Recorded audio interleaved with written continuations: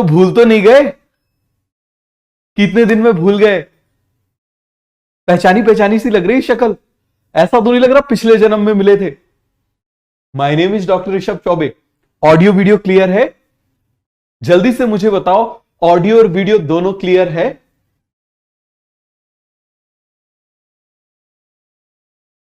नमस्ते नमस्ते, good evening बेटा, फटाफट बताओ मुझे, ऑडियो वीडियो सब क्लियर है? I miss you too. सभी को बहुत दिनों बाद क्लास लग रही है। चलो तो स्टार्ट करें, आगे सभी लोग। तो आप मुझे बताओ जरा, आज हम स्टार्ट कर रहे हैं सेल। तो सेल स्टार्ट करने से पहले जरा रिवाइज कर ले, इसीलिए बिल्कुल टाइम पर आया करो। क्यों? क्योंकि मैं हमेशा पुरानी क्लास का क्या करूंगा, पहले रिवाइज कराऊंगा। मैंने आपको क्या बोला, मेरा फर्स्ट एम है आपको पढ़ना सिखाना, क्योंकि आप यदि पढ़ना सीख गए ना तो सिलेक्शन आपका कोई रोक नहीं सकता। और मेरा यह मानना है, मेरा पर्सनली यह मानना है कि टीचर के दो एम होते हैं। पहला, सब्जेक्ट में इंटरेस्ट जगाना, और दूसरा, पढ़ना सिखाना। पढ़ाई तो बच्चा अपने आप कर लेता है, यह मेरा मानना है। ऐसा समझ में आया? तो चलो हम फटाफट रिवाइज करें। तो जो हमने लिविंग वर्ड पढ़ा था, उस लिविंग वर्ड को हम रिवर्स ऑर्डर में रिवाइज करते हैं। समझ में आ गया? देखो कितना याद है आपको। आप मुझे बताओ, लास्ट में बिल्कुल एनसीईआरटी के सबसे लास्ट पेज में हमने क्या देखा था? Flora, manual, monograph, catalogue. याद है? हमने 4 देखा था। फ्लोरा मतलब फ्यू कैरेक्टर्स हैं यदि ऑर्गेनिज्म के, तो क्या कहलाएगा? फ्लोरा। और वो फ्यू कैरेक्टर्स क्या क्या थे? Habitat and distribution. याद है? बताते जाना। समझ में आ गया? अरे भाई बिल्कुल चुटकियों पे, जब टिप्स पे आप सारी चीजें करोगे ना तभी मजा आएगा। तो जब जाओगे एग्जाम देने के लिए तो पहले से इतना कॉन्फिडेंस आएगा कि अरे दो तुम क्वेश्चन क्या देते हो, हम भी देख लेंगे तुमको। इस कॉन्फिडेंस से जाओगे ना तब मजा आता है, पढ़ने में भी पढ़ाने में भी। आया समझ में? तो चलो जरा, तो आप मुझे बताओ, F for flora, F for few. तो few character, habitat and distribution, ये इंडेक्स की तरह काम आता था। याद है? M for manual, M for many characters, M for manual, M for many characters. जितने भी उस एरिया में स्पीसीज हैं उनके बहुत बहुत सारे कैरेक्टर्स को हमने किया गया है, तो वो क्या हो जाएगा? मैनुअल। क्या हो जाएगा? मैनुअल। देखो मैनुअल और मोनोग्राफ, इन दो में कंफ्यूजन आता है और एग्जामिनर को मालूम है जहां कंफ्यूजन वहां क्वेश्चन। तो देखो मोनोग्राफ में केवल एक टैक्सॉन के बारे में होगा। सपोज करो मैं बात कर रहा हूं मान लो मैंगो की, मैंजीफेरा इंडिका की, तो पता चले हर जगह जो मोनोग्राफ है ना उसमें उसकी टोटल डिस्क्रिप्शन होगा। क्या होगा बेटा? टोटल डिस्क्रिप्शन होगा उसके बारे में। बट मैनुअल में उस एरिया में मैंजीफेरा इंडिका भी है, मान लो वहां पर कोई बरगद का पेड़ भी है, और भी सारे वहां पर जो ट्री है, नीम का पेड़ भी है, जितने भी हैं उन सभी के बारे में डिस्क्रिप्शन होगा, तो वो क्या कहलाएगा? मैनुअल। तो मैनुअल की मदद से हम आइडेंटिफाई कर सकते हैं। क्या कर सकते हैं? आइडेंटिफाई कर सकते हैं। बहुत बढ़िया। फिर आप मुझे बताओ जरा, मैं थोड़ा स्लो क्यों कर आ रहा हूं, क्योंकि बीच में थोड़ा लंबा गैप हो गया ना, तो 5-7 मिनट हम देते हैं, जिससे हमारे कॉन्सेप्ट बिल्कुल जो धूल जम गई होगी बिल्कुल साफ हो जाएगी, है ना? फिर आप मुझे बताओ, कैटलॉग, जिसमें अल्फाबेटिकल अरेंजमेंट होता है उसको हम क्या बोलेंगे? कैटलॉग। क्या बोलेंगे बेटा? कैटलॉग। फिर आप मुझे बताओ, हमने बोला था कि, याद करो, हमने भरत भैया को भी बुलाया था और हमने अशोक भैया को भी बुलाया था, हमने दो को कंपेयर किया था। तो ये क्या है? It is a list of character. क्या हो गया? आप मुझे बताओ जरा, लिस्ट ऑफ कैरेक्टर। इससे, इसकी मदद से हम क्या कर सकते हैं? ऑर्गेनिज्म को आइडेंटिफाई करते हैं। इसमें अल्टरनेट कैरेक्टर होते हैं, जैसे छोटा, बड़ा। मान लो मैंने बोला हाइट कम है, ज्यादा है, नेचर अच्छा है, बुरा है, या फिर मैं बोल दूं नेचर अच्छा है, तो सिमिलैरिटीज भी होती है, डिसिमिलैरिटीज भी होती हैं। इसकी मदद से हम कंपेयर करते हैं। इसकी मदद से हम क्या करते हैं? कंपेयर करते हैं। अब आप मुझे बताओ, जैसे मैंने आपको बोला था अशोक भैया भारत भैया को कंपेयर करने के लिए हमने हाइट कैरेक्टर लिया था, तो क्या मुझे और भारत भैया को कंपेयर करने के लिए हम सेम वही कैरेक्टर लेंगे क्या? तो सेपरेट टैक्सोनॉमिक की हमको जरूरत पड़ेगी। आ गया समझ में? फिर हमने देखा था जूलॉजिकल पार्क। पहले बताओ इसके दो स्टेटमेंट क्या कहलाएंगे? कपलेट। और हर एक स्टेटमेंट की मदद से हम ऑर्गेनिज्म को आइडेंटिफाई कर सकते हैं। तो every statement of the key is called lead. क्या कहलाएगा बेटा? लीड। आया समझ में? फिर आप मुझे बताओ, हमने बोला था जूलॉजिकल पार्क, जू मतलब एनिमल। कौन से एनिमल? Wild animal. कौन से एनिमल? Wild animal. याद रखना, यहां पर गाय भैंस का तबेला नहीं होता कि पता चले तबेले में जाके खड़े हो जाओ, भैया आधा लीटर दूध दे देना, सर इसको भी बोलेंगे क्या हम जूलॉजिकल पार्क? नहीं बोलेंगे। क्यों? क्योंकि इसमें वाइल्ड एनिमल को रखा जाता है। किसको रखा जाता है बेटा? वाइल्ड एनिमल को रखा जाता है। बहुत बढ़िया। अब मुझे बताना इसमें हम उसका क्या देखते हैं। इसमें पहले तो हम उसको प्रोवाइड करते हैं condition similar to natural habitat. जैसे शेर जैसी नेचुरल हैबिटेट में रह रहा है, वैसे हैबिटेट मतलब जहां वो रहता है उसका निवास स्थान, वैसा ही प्रोवाइड करेंगे। ऐसा नहीं होगा कि पता चले हम शेर को बढ़िया से डाइनिंग टेबल पर बिठा के छुरी कांटा दे के शेर बैठा हुआ है और आराम से ऐसे खा रहा है, उसके सामने बढ़िया से एक मुर्गी की टांग पड़ी हुई और उठा के ऐसा खा रहा है। ऐसा नहीं देंगे हम उसको। बात समझ में आया? फिर आप मुझे बताओ जरा, इसमें हम क्या उसका स्टडी करते हैं? Habits and behaviour. देखो, हैबिट्स का मतलब आदत और हैबिटेट का मतलब जहां वो रहता है वो कहलाएगा हैबिटेट। आया समझ में? और डिस्ट्रीब्यूशन कहां कहां फैला है। जैसे मछली जल की रानी है, तो क्या वो मछली हर जगह होगी? आपके ऊपर पानी की टंकी में भी होगी क्या? नहीं होगी। कहां मिलती है ये कहलाएगा डिस्ट्रीब्यूशन। फिर हमने बात करी थी म्यूजियम। म्यूजियम प्लांट के लिए होगा, एनिमल सबके लिए हो सकता है। कोई आर्ट हो सकती है, स्केलेटन हो सकता है, प्लांट एनिमल कुछ भी हो सकता है, बट हमेशा डेड होगा। हमेशा क्या होगा बेटा? डेड होगा। आ गया समझ में? फिर आप मुझे बताओ एक्सीटू होगा इंस्टीटू? एक्सीटू। बहुत बढ़िया। क्या होगा? एक्सीटू। समझ में आ गया? फिर आप मुझे बताओ कंजर्वेशन है कि preservation? It is a preservation. क्या हो जाएगा? प्रिजर्वेशन। फिर आप मुझे बताओ इसको ड्राई भी कर सकते हैं, इसको वेट भी कर सकते हैं। वेट करेंगे फॉर्मेलिन में, ड्राई करेंगे नॉर्मल। छोटे उसको कीड़े को मार के उसको पिन कर देंगे बॉक्स में, और जो बड़ा होगा उसको स्टेप कर देंगे। हो गया पूरा क्लियर? फिर आप मुझे बताओ, हमने बात करी थी किसकी? बॉटनिकल गार्डन की। भारती लव्स एनआरआई, याद है ना? और एल से लॉयड बॉटनिकल गार्डन कहां पर था? Love darling. तो लॉयड बॉटनिकल गार्डन कहां पर था? दार्जिलिंग में था। कहां पर था बेटा? दार्जिलिंग में था। फिर आप मुझे बताओ, हमने क्या बोला था? Loves NRI national botanical garden कहां पर था? लखनऊ में। रॉयल बॉटनिकल गार्डन कहां पर था? क्यू, इंग्लैंड में। और फिर बच गया इंडियन बॉटनिकल गार्डन कहां पर था? हावड़ा में। क्लियर है? हावड़ा बोले, हावड़ा बोले, एक ही बात है। हिंदी में हावड़ा बोलते हैं, इंग्लिश में हावड़ा बोल देते हैं, क्योंकि उनकी इंग्लिश में वो ड़ा बोलने के लिए है नहीं ना, बेचारे पगला जाएंगे यदि अपन बोलेंगे बोलो जरा ड़ा ढा। समझ में आ गया? ये बोलोगे तो उसी में बेचारों की बैंड बच जाएगी। तो आप मुझे बताओ, ये पूरा क्लियर हो गया? प्लांट्स के लिए होता है। इसमें प्लांट्स का आइडेंटिफिकेशन करते हैं। सामने प्लांट्स में क्या लिखा होगा? जैसे मेरी टी शर्ट पे लिखा हुआ है फिजिक्स वाला, तो उनके उस पे क्या लिखा होगा? Gene, family name, genus name, species name. हो गया पूरा क्लियर? फिर हमने देखा था हर्बेरियम। हर्बेरियम में क्या करते हैं? कलेक्ट करते हैं, ड्राई करते हैं। फिर उसके बाद क्या करेंगे? जल्दी बताओ। कलेक्ट करेंगे, ड्राई करेंगे, फिर प्रेस कर देंगे। प्रेस करने के बाद पॉइजन कर देंगे। पॉइजन करने के बाद माउंट कर देंगे। आ गया समझ में? वो शीट की डायमेंशन क्या थी? 11.5 इंचेस, 16.5 इंचेस। क्या क्या लिखेंगे? B C D E F P L. क्या लिखेंगे बेटा? B C D E F P L. Botanical name, collectors name, date of collection, English name, याद है ना? Family name, place of collection, local name. हो गया पूरा क्लियर? इसकी मदद से आइडेंटिफाई करते हैं। ये क्विक सोर्स ऑफ रेफरेंस है और रिपोजिटरी फॉर फ्यूचर यूज है कि फ्यूचर में भी हमारे ये काम आएगा। क्लियर हो गया? Generally herbaria are associated with botanical garden. Generally herbaria are associated with botanical garden. Clear हो गया? समझ में आया सभी को? चलो, अब इसके बाद आप मुझे बताओ, हमने क्या बोला था? फिर हम कैटेगरी में आ गए थे। तो मुझे बताओ, बड़ा सा, जैसे आप मान लो अभी 11th क्लास में हो, तो 11th class is a category. 11th class is a category. आपने क्लास को चलते हुए देखा है क्या? कहां जा रही है क्लास? पूरी क्लास का रूम चलते चलते, आज 11th में था, कल 12th में पहुंच गया, परसों पूरी क्लास चल, अरे वो कमरा चलता है क्या? नहीं चलता। समझ में आ गया? तो ये इमेजिनरी है। कैसा है? ये इमेजिनरी है। और जो टेक्सॉन होता है, tax on is real, category is rank, tax on उसके अंदर। 11th क्लास में आप जो सब बच्चे हो, ये क्या हो जाएंगे? टेक्सॉन। क्या हो जाएंगे? टेक्सॉन। और आप मुझे बताओ, जितनी लोअर कैटेगरी होगी उनमें सिमिलैरिटी ज्यादा अच्छे से होगी, जितनी हायर कैटेगरी होगी उसमें ज्यादा डिफरेंस होगा। जैसे हमने देखा था ना, King Philip come over for good soup.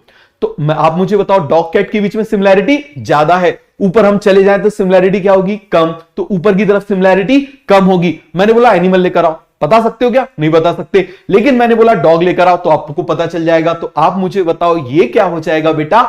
जल्दी से मुझे बताओ। स्पेसिफिसिटी। तो ऊपर जाने पर स्पेसिफिसिटी भी कम होगी। जितनी कैटेगरी लोअर होगी उनके बीच में रिलेशन आसानी से पता चलेगा, सिमिलैरिटी आसानी से पता चलेगी। जितनी हायर कैटेगरी होगी उतना डिफरेंस से पता चलेगा। पूरा क्लियर हो गया? क्लियर हो गया? फिर हमने क्या देखा था? स्पीसीज, फंडामेंटल सिमिलैरिटी एक जैसा दिखना चाहिए, बट क्लोजली रिलेटेड स्पीसीज को भी हम डिफरेंशिएट कर सकते हैं। फिर हमने अर्स्ट मेयर की डेफिनेशन बोली थी कि जो आपस में रिप्रोडक्शन करे और फर्टाइल ऑफस्प्रिंग प्रोड्यूस करे। क्लियर हो गया? इसका मतलब वो एक स्पीसीज दूसरी स्पीसीज से क्या है, रिप्रोडक्टिवली आइसोलेटेड है। फिर हमने जीनस बोला था group of closely related species. Genus के ऊपर हमने बोला था क्या, family, group of closely related family, group of जल्दी से aggregate of closely related genus is called family. फिर उसी के ऊपर ऑर्डर, याद है ना, ऑर्डर के बाद क्लास, क्लास के बाद फाइलम या फिर डिवीजन, और उसके बाद क्या हो जाएगा, किंगडम। याद है ना सभी को, भूल तो नहीं गए? वो टेबल मैंने आपको ह्यूमन की याद करने के लिए बोली थी।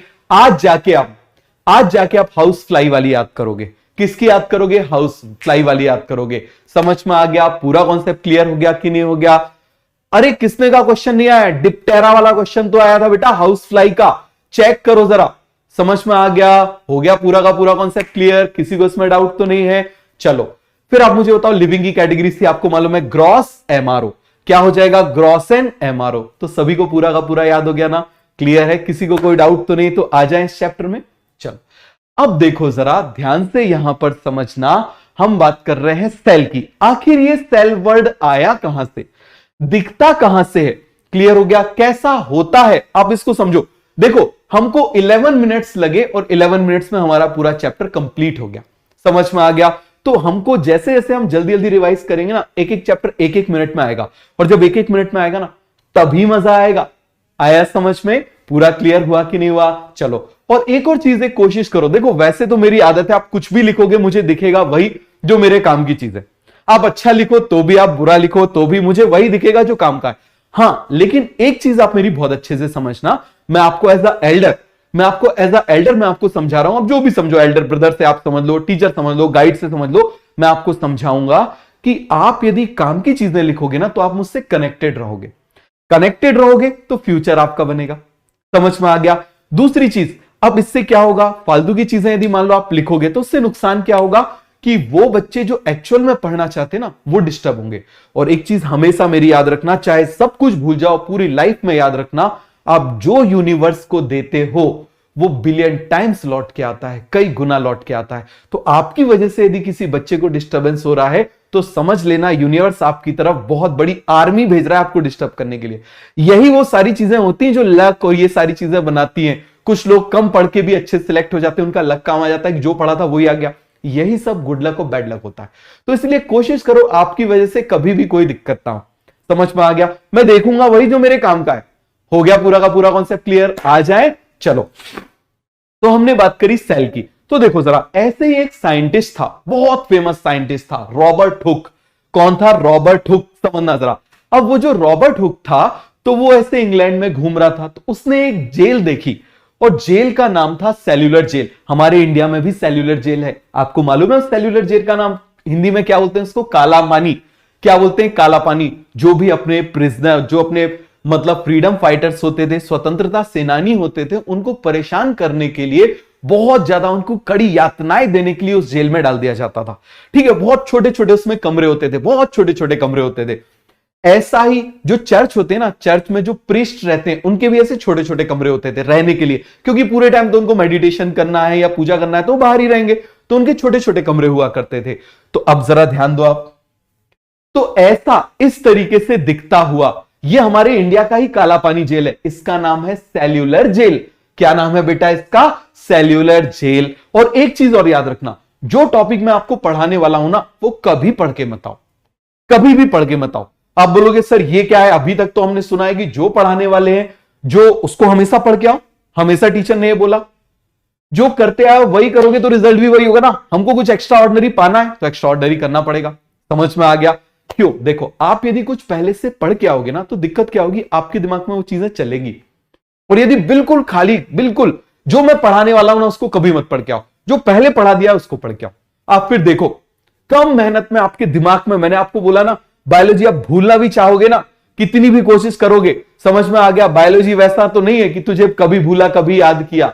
समझ में आ गया? ऐसा हो जाएगा तुझे भूलना तो चाहा लेकिन भुला ना पाया। याद रखना कभी भूल नहीं पाओगे, ये मेरा बिल्कुल आपको बिल्कुल प्रॉमिस है। तो बस एक ही काम करना, जो जो बताते जा रहा हूं। तो देखो जरा यहां पर आप देखो, ये हमारा काला पानी है, ये हमारा क्या है? काला पानी।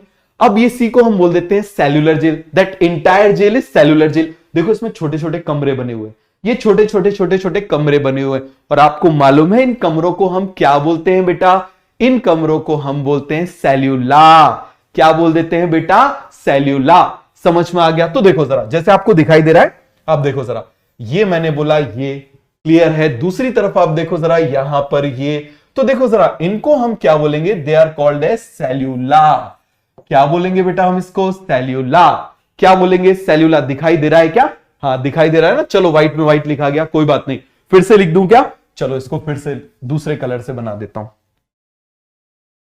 तो यहां पर हम लिखते हैं, ये देखो जरा, ये देखो यहां पर ये जो आपको दिखाई दे रहा है ना, ये जो कंपार्टमेंट्स दिखाई दे रहे हैं, दे आर कॉल्ड सेल्यूला। इसको हम क्या बोल देंगे? Cellula. Entire gel is called cellular jail, और इसको हमने बोला सेल्यूला। अब ऐसे ही रॉबर्ट हुक जा रहा था, रॉबर्ट हुक जा रहा था, फिजिक्स में भी पढ़ोगे, हुक्स लॉ आएगा, हुक्स लॉ आएगा, वहां पर रॉबर्ट हुक को पढ़ोगे, समझ में आ गया? तो हुक्स बहुत फेमस साइंटिस्ट था, क्लियर हो गया? अब ऐसे घूम रहा था, उसने देखा हाँ यार ऐसा कुछ डब्बे डब्बे डब्बे डब्बे डब्बे डब्बे बने हुए, क्लियर है? फिर उसने क्या किया? माइक्रोस्कोप बनाया। क्या किया उसने? ये हमारे रॉबर्ट हुक भाई साहब, इसने क्या बनाया? माइक्रोस्कोप बनाया। क्या बनाया बेटा? माइक्रोस्कोप। एक मिनट रुकना,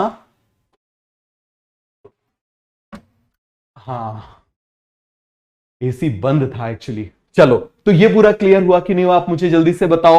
तो ये रॉबर्ट हुक भाई साहब ने क्या किया? ये बनाया माइक्रोस्कोप, बढ़िया से माइक्रोस्कोप बनाया। इस माइक्रोस्कोप से उनने क्या दिया? देखा उनने, देखो ये आपको प्लांट दिखाई दे रहा है, आपको मालूम है कौन सा प्लांट है? This is oak tree. ये कौन सा प्लांट है आप मुझे बताओ जरा? This is oak tree. कौन सा प्लांट है बेटा? ये ओक ट्री। क्लियर हो गया? और इस ओक ट्री की इसने बार्क को रिमूव किया। किसको रिमूव किया? बार्क को रिमूव किया। समझ में आ गया? बार्क क्या होता है? अरे आपने देखा होगा प्लांट में वो ऐसे सूखा सूखा सा ऊपर लगा रहता है, आज जाना नहीं देखा हो तो ठीक है, उसको ऐसे देखना। या फिर घर में आपने दालचीनी तो देखी है ना, कि नहीं देखी?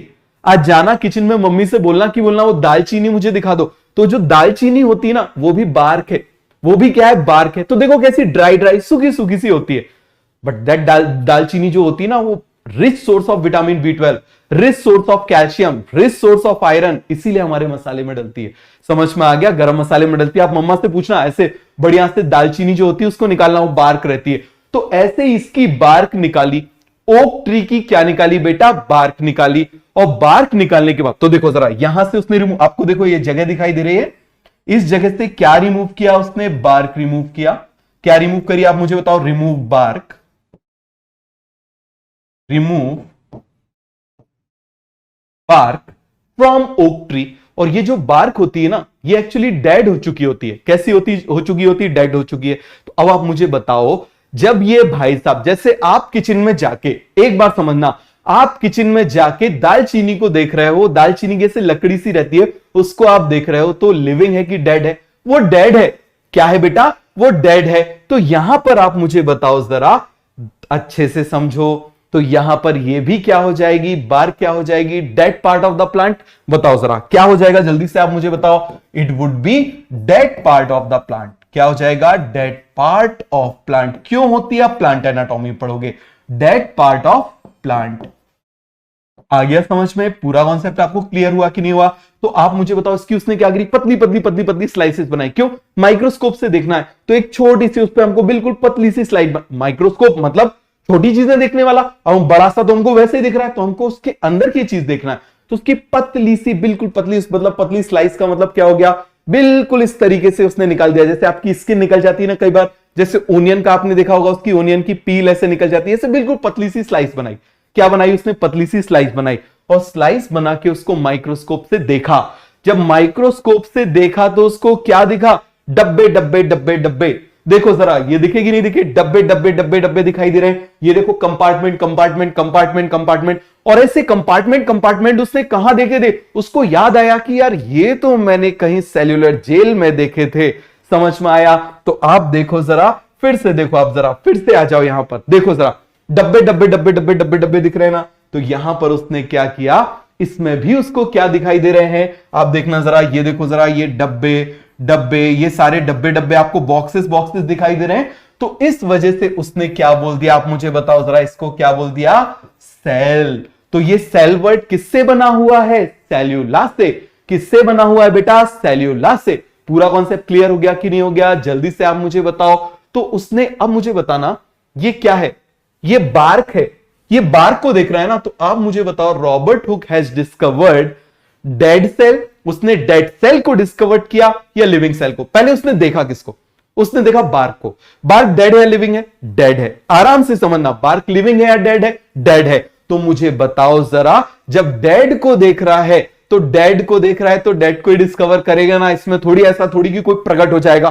क्लियर हुआ? तो आप मुझे बताओ जरा, यहां पर Robert Hooke has discovered dead cell, और देखो ये पूरी की पूरी slide cell cell cell cell cell cell से बनी हुई है कि नहीं बनी हुई? सेल सेल सेल सेल से बनी हुई, बट ये वो बता नहीं पाया। क्लियर हो गया? आगे बढ़े तो आप मुझे बताओ हम क्या लिखेंगे? रॉबर्ट हुक क्या डिस्कवर्ड किया? हैज डिस्कवर्ड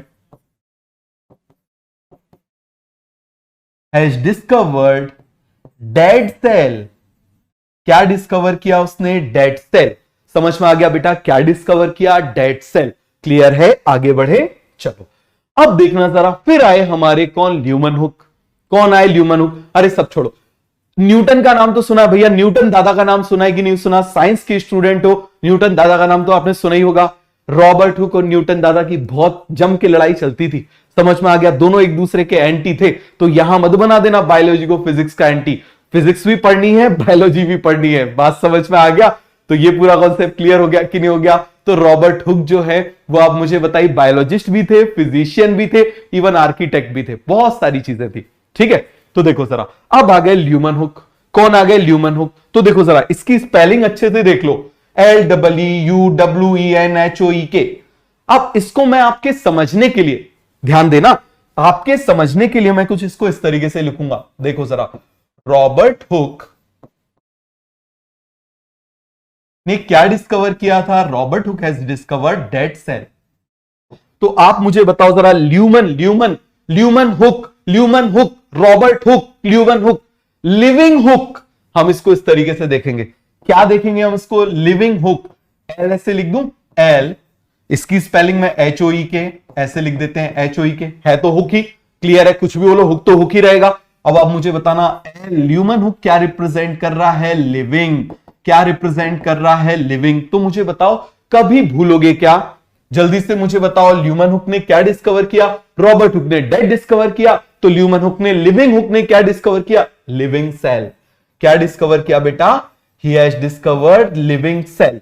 क्लियर हो गया? क्या डिस्कवर किया इसने? Living cell. इसने माइक्रोस्कोप से लिविंग सेल को, और इसने सबसे पहले एक स्पाइरोगायरा था, एक एल्गी थी, हम आगे पढ़ेंगे स्पाइरोगायरा के बारे में, वो इसने सबसे पहले देखी थी। और इसने जो भी देखा, अब आप मुझे बताओ, लिविंग है। समझना जरा, कोई भी चीज लिविंग है तो लिविंग चलती है ना, मूवमेंट करती है ना, मालूम है ना? लिविंग है तो क्या करेगी? चलेगी। तो अब इसने जब माइक्रोस्कोप से देखा, वो थोड़ा सा ऐसे हिलता हुआ दिखा। और हिलते एनिमल है कि प्लांट? एनिमल। तो उसने जो भी इसने देखा, इसने उसको क्या बोल दिया? एनिमल क्यूल। क्या बोल दिया? एनिमल क्यूल। एनिमल के पार्ट्स, एनिमल क्यूल। क्या बोल दिया उसने? एनिमल क्यूल। पूरा क्लियर हो गया कि नहीं हो गया? इसने हर चीज देखी, इसने खुद के स्पर्म भी देखे, खुद का स्टूल भी देखा, खुद की पॉटी भी देखी, इसने हर चीज इसने देखी। वहां से इसको प्रोटोजोआ भी दिखाई दी, बहुत सारे इसने काम किए। समझ में आ गया? और हर चीज को क्या बोल दिया? एंड जो भी चलता हुआ दिखाई दिया, क्या बोल दिया? एनिमल क्यूल। क्या बोल दिया? जल्दी से मुझे बताओ बेटा, एनिमल क्यूल। हो गया पूरा का पूरा कॉन्सेप्ट क्लियर? चलो, अब ये दो साइंटिस्ट आए, स्क्लीडन एंड स्वान। शेल्डन भी बोल दो, कोई दिक्कत नहीं, स्क्लीडन बोल दो, बात समझ में आ गया। दोनों का प्रोनाउंसिएशन एक ही जैसा होता है। इसका नाम स्क्लीडन एंड स्वान। अब ये दोनों बहुत ही फेमस साइंटिस्ट थे, इन्होंने ही सेल थ्योरी दी। अब सेल थ्योरी का मतलब क्या है? जैसे ये रूम है, तो ये रूम ब्रिक्स से बना हुआ है, तो हमारी बॉडी भी किसी चीज से बनी होगी ना। हमारी बॉडी में भी कोई रिपीटिशन पार्ट होगा, जिस चीज का रिपीटिशन हो रहा होगा। तो इसने क्या बोला? इन दोनों ने मिलकर क्या बोला कि all the organism are composed of cell and their product. क्या बोला? आप मुझे बताओ जरा। All the organisms are composed of their cell, all the organisms are composed of cell and their product, उनके प्रोडक्ट से बने हुए। अब कंफ्यूजन क्या आता है? समझना जरा, एक इनमें से बॉटनिस्ट है, एक इसमें से जूलॉजिस्ट है। अब बड़ी समस्या, नाम दोनों के बिल्कुल एक जैसे मिलते जुलते, हमारे जैसा तो है नहीं कि कालू रामू हमने नाम रख दिया, समझ में आ गया, मोटू छोटू नाम रख दिया तो बड़े अच्छे से पहचान में आ जाएंगे। एक तो बोलना डिफरेंट। स्क्लीडन स्वान, समझ में आ गया? तो हम क्या करें, हम भी अपने समझने के लिए कुछ उसको चेंज करते हैं। क्या चेंज करें?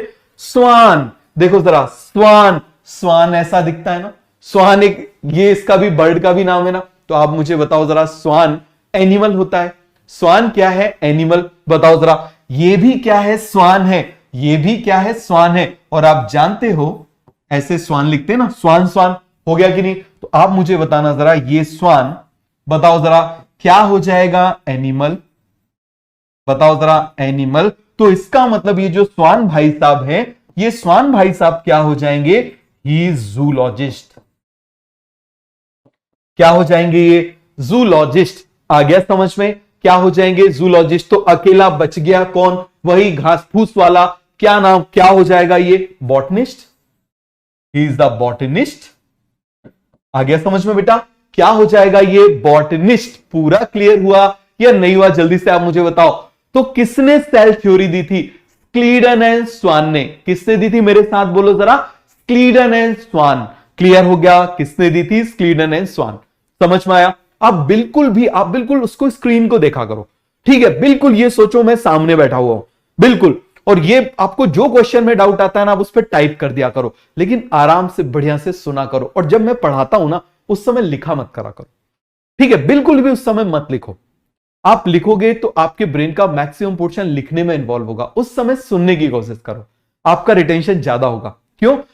एक साइंटिस्ट था, उसने एक मॉडल बनाया था कि हमारा कौन सा पार्ट ब्रेन में कितना एरिया कवर करता है। जैसे देखो, क्या मतलब इसका? जैसे मान लो ये रूम है, अब इस रूम में एक बड़ा सा सोफा रखा हुआ है, तो मैं बोल रहा हूं 30% जो पार्ट है वो सोफा रखा हुआ है। मान लो ये भी बोर्ड भी कुछ एरिया कवर किया हुआ है। तो ऐसे हर ऑर्गन हमारे ब्रेन में कुछ एरिया को कवर करता है। तो उसने एक होमंक्यूलस मॉडल बनाया था, तो उसके अकॉर्डिंग ये जो हाथ है ना, ये हमारे ब्रेन का मैक्सिमम एरिया कवर करते हैं। तो जब आप समझो ना, तो उस समय आप क्या करोगे? बढ़िया से ऐसे समझते जाओ। जब मैं बोलूं लिख लो, तो लिख लो, आपको सारी चीजें याद होती जाएंगी। मैंने आपको बोला ना कि आपको पढ़ना सिखाना सबसे बड़ा एम है। कैसे पढ़ना है? सिलेक्ट आप अपने आप हो जाओगे, पढ़ाई आप अपने आप कर लोगे। समझ में आया? अपने आप हो जाएगा, आप देख लेना। तो ये क्लियर हो गया। ये कौन हो गया? हमारा बॉटनिस्ट। तो चलो हम देख लेते हैं सेल थ्योरी क्या थी। जल्दी से आप मुझे बताओ, सेल थ्योरी स्क्लीडन एंड स्वान ने दी थी। किसने दी थी? स्क्लीडन एंड स्वान ने। क्या बताया था? उन्होंने बताया था all the organisms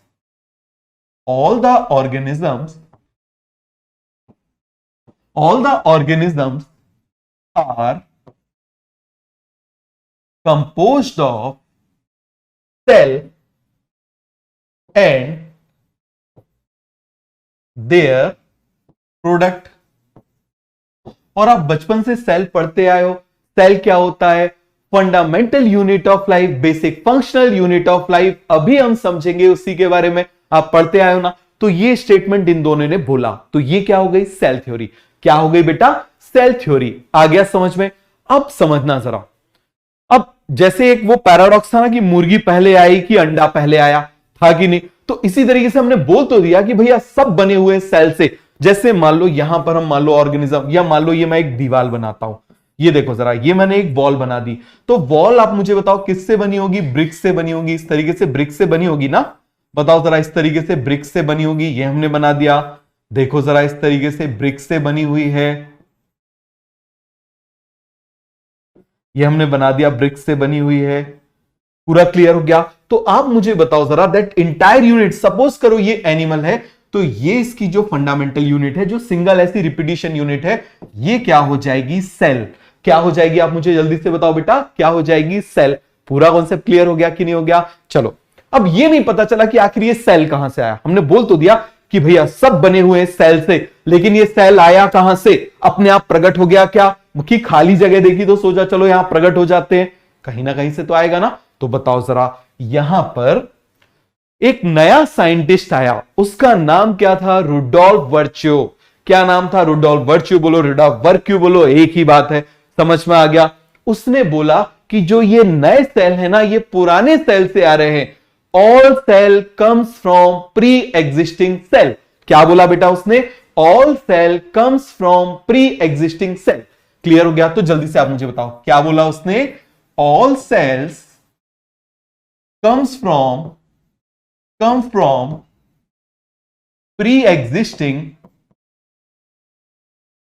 pre-existing cell। अब इसने अपनी भाषा में बोला था। देखो साइंटिस्ट वो होते हैं जो चीजों को कॉम्प्लिकेट करते हैं, तो इसने भी अपनी भाषा में बोला, और इसने भाषा में बोलने के लिए बढ़िया अच्छा एक स्टेटमेंट यूज किया। वो क्या स्टेटमेंट था वो समझो, इसका वही मतलब है। देखो जरा, यही सेंटेंस को उसने लैटिन में बोला, क्या बोला? Omnis cellula. आप जानते हो सेल्यूला का मतलब क्या है? E cellula, new cell arises from pre existing cell. यही मतलब है इसका, ये इसने बोला था। समझ में आ गया? तो पूरा कॉन्सेप्ट आपको क्लियर हुआ कि नहीं हुआ? ये लैटिन है। देखो सेल्यूला सेल्यूला आ गया ना, सेल्यूला मतलब सेल, सेल्यूला मतलब सेल। तो बताओ क्या हो जाएगा? All cell comes from pre existing cell. तो इसने सेल थ्योरी को मॉडिफाई कर दिया। कैसे? उनने बोला था स्क्लीडन एंड स्वान ने कि सारे ऑर्गेनिज्म बने हुए हैं किससे? सेल से बने हुए। इनने बोल दिया कि ये जो सेल है वो पहले वाले सेल से आते हैं, प्री एग्जिस्टिंग सेल से आते हैं। हो गया पूरा कॉन्सेप्ट क्लियर? समझ में आ गया? पूरा कॉन्सेप्ट क्लियर हो गया कि नहीं हो गया? चलो अब हम देखते हैं सेल कितने टाइप का होता है। चलो उससे पहले हम ये तो देख लें भैया कि सेल को सेल कब बोलेंगे, वायरस को क्यों नहीं बोलते हम सेल, कुछ ना कुछ तो ऐसा होगा। तो चलो हम उसको देख लेते हैं। तो देखो सेल को सेल बोलने के लिए उसमें मिनिमम 3 चीजें होना चाहिए। समझ में आ गया? सेल को सेल बोलने के लिए उसमें क्या होना चाहिए? मिनिमम 3 चीजें होना चाहिए। जैसे आपका नीट क्वालिफाई तभी होगा जब आप बायो में, केमिस्ट्री में, फिजिक्स में, तीनों में क्वालिफाई करोगे। ऐसा तो नहीं एक में कर गए बाकी 2 में फेल हो गए तो आप क्वालिफाई कर जाओगे, डॉक्टर बन जाओगे। तीनों को करना पड़ेगा। समझ में आ गया? तीनों सब्जेक्ट इक्वली इंपॉर्टेंट है। तो इसी तरीके से सेल को सेल बोलने के लिए उसमें 3 फीचर्स होना चाहिए। कितने फीचर्स होना चाहिए? 3 फीचर्स आर रिक्वायर्ड। क्लियर है? वो फर्स्ट फीचर क्या हो जाएगा मुझे बताओ जरा। First feature is genetic material. अच्छे से समझना बेटा, फर्स्ट फीचर क्या हो जाएगा बेटा? Genetic material. अब जेनेटिक मटेरियल क्या होता है समझो, बिल्कुल बेसिक बेसिक आराम से समझना। सेल ऐसा चैप्टर है जो हर जगह काम आता है, हर जगह काम आता है। क्लियर हो गया? अब समझो, आप मुझे बताओ, जैसे मान लो जब कोई बच्चा पैदा होता है तो आपने भी देखा होगा, चाचा जी क्या, मामा जी क्या है, आपका छोटा भाई हुआ होगा तो आपने देखा होगा सब बोल रहे होंगे यार इसकी नाक जो है ये तो इसको के पापा से मिल रही है, इसकी आंख जो है इसकी मम्मी से मिल रही है। ऐसा बोला था ना? स्किन का कलर, रंग तो इसका पापा पे गया है। ऐसा बोलते हैं कि नहीं बोलते? बताओ जरा। ऐसा बोलते हैं। अब आप मुझे बताओ, फादर से और मदर से तो केवल और केवल क्या ट्रांसफर होते हैं? फादर से स्पर्म आता है, मदर से ओवम आता है। तो आप मुझे बताओ स्पर्म और ओवम में क्या नाक, आंख, कान, ये कलर ऐसे बह के आ रहा है क्या? बताओ जरा मुझे, एक सिंपल सी आप मुझे बात बताओ, क्या उसमें आ रहा है क्या? नहीं आ रहा। तो उसमें क्या आ रहा है? उसमें इंफॉर्मेशन आ रही है, कुछ कोड आ रहे हैं। समझ में आ गया? वो कोड जो लेकर जा रहा है, वो कोड जो लेकर जा रहा है, आप मुझे बताओ वो कोड क्या कहलाएगा? Genetic material. जो कोड ले जाने वाला मॉलिक्यूल क्या कहलाएगा? Genetic material. समझ में आ गया? तो फिर से देखो, जैसे मान लो यहां पर मैंने बोला, मान लो यहां पर मैंने बना दिया, ये मान लो मैंने बना दिया फादर। क्या बना दिया मैंने? फादर।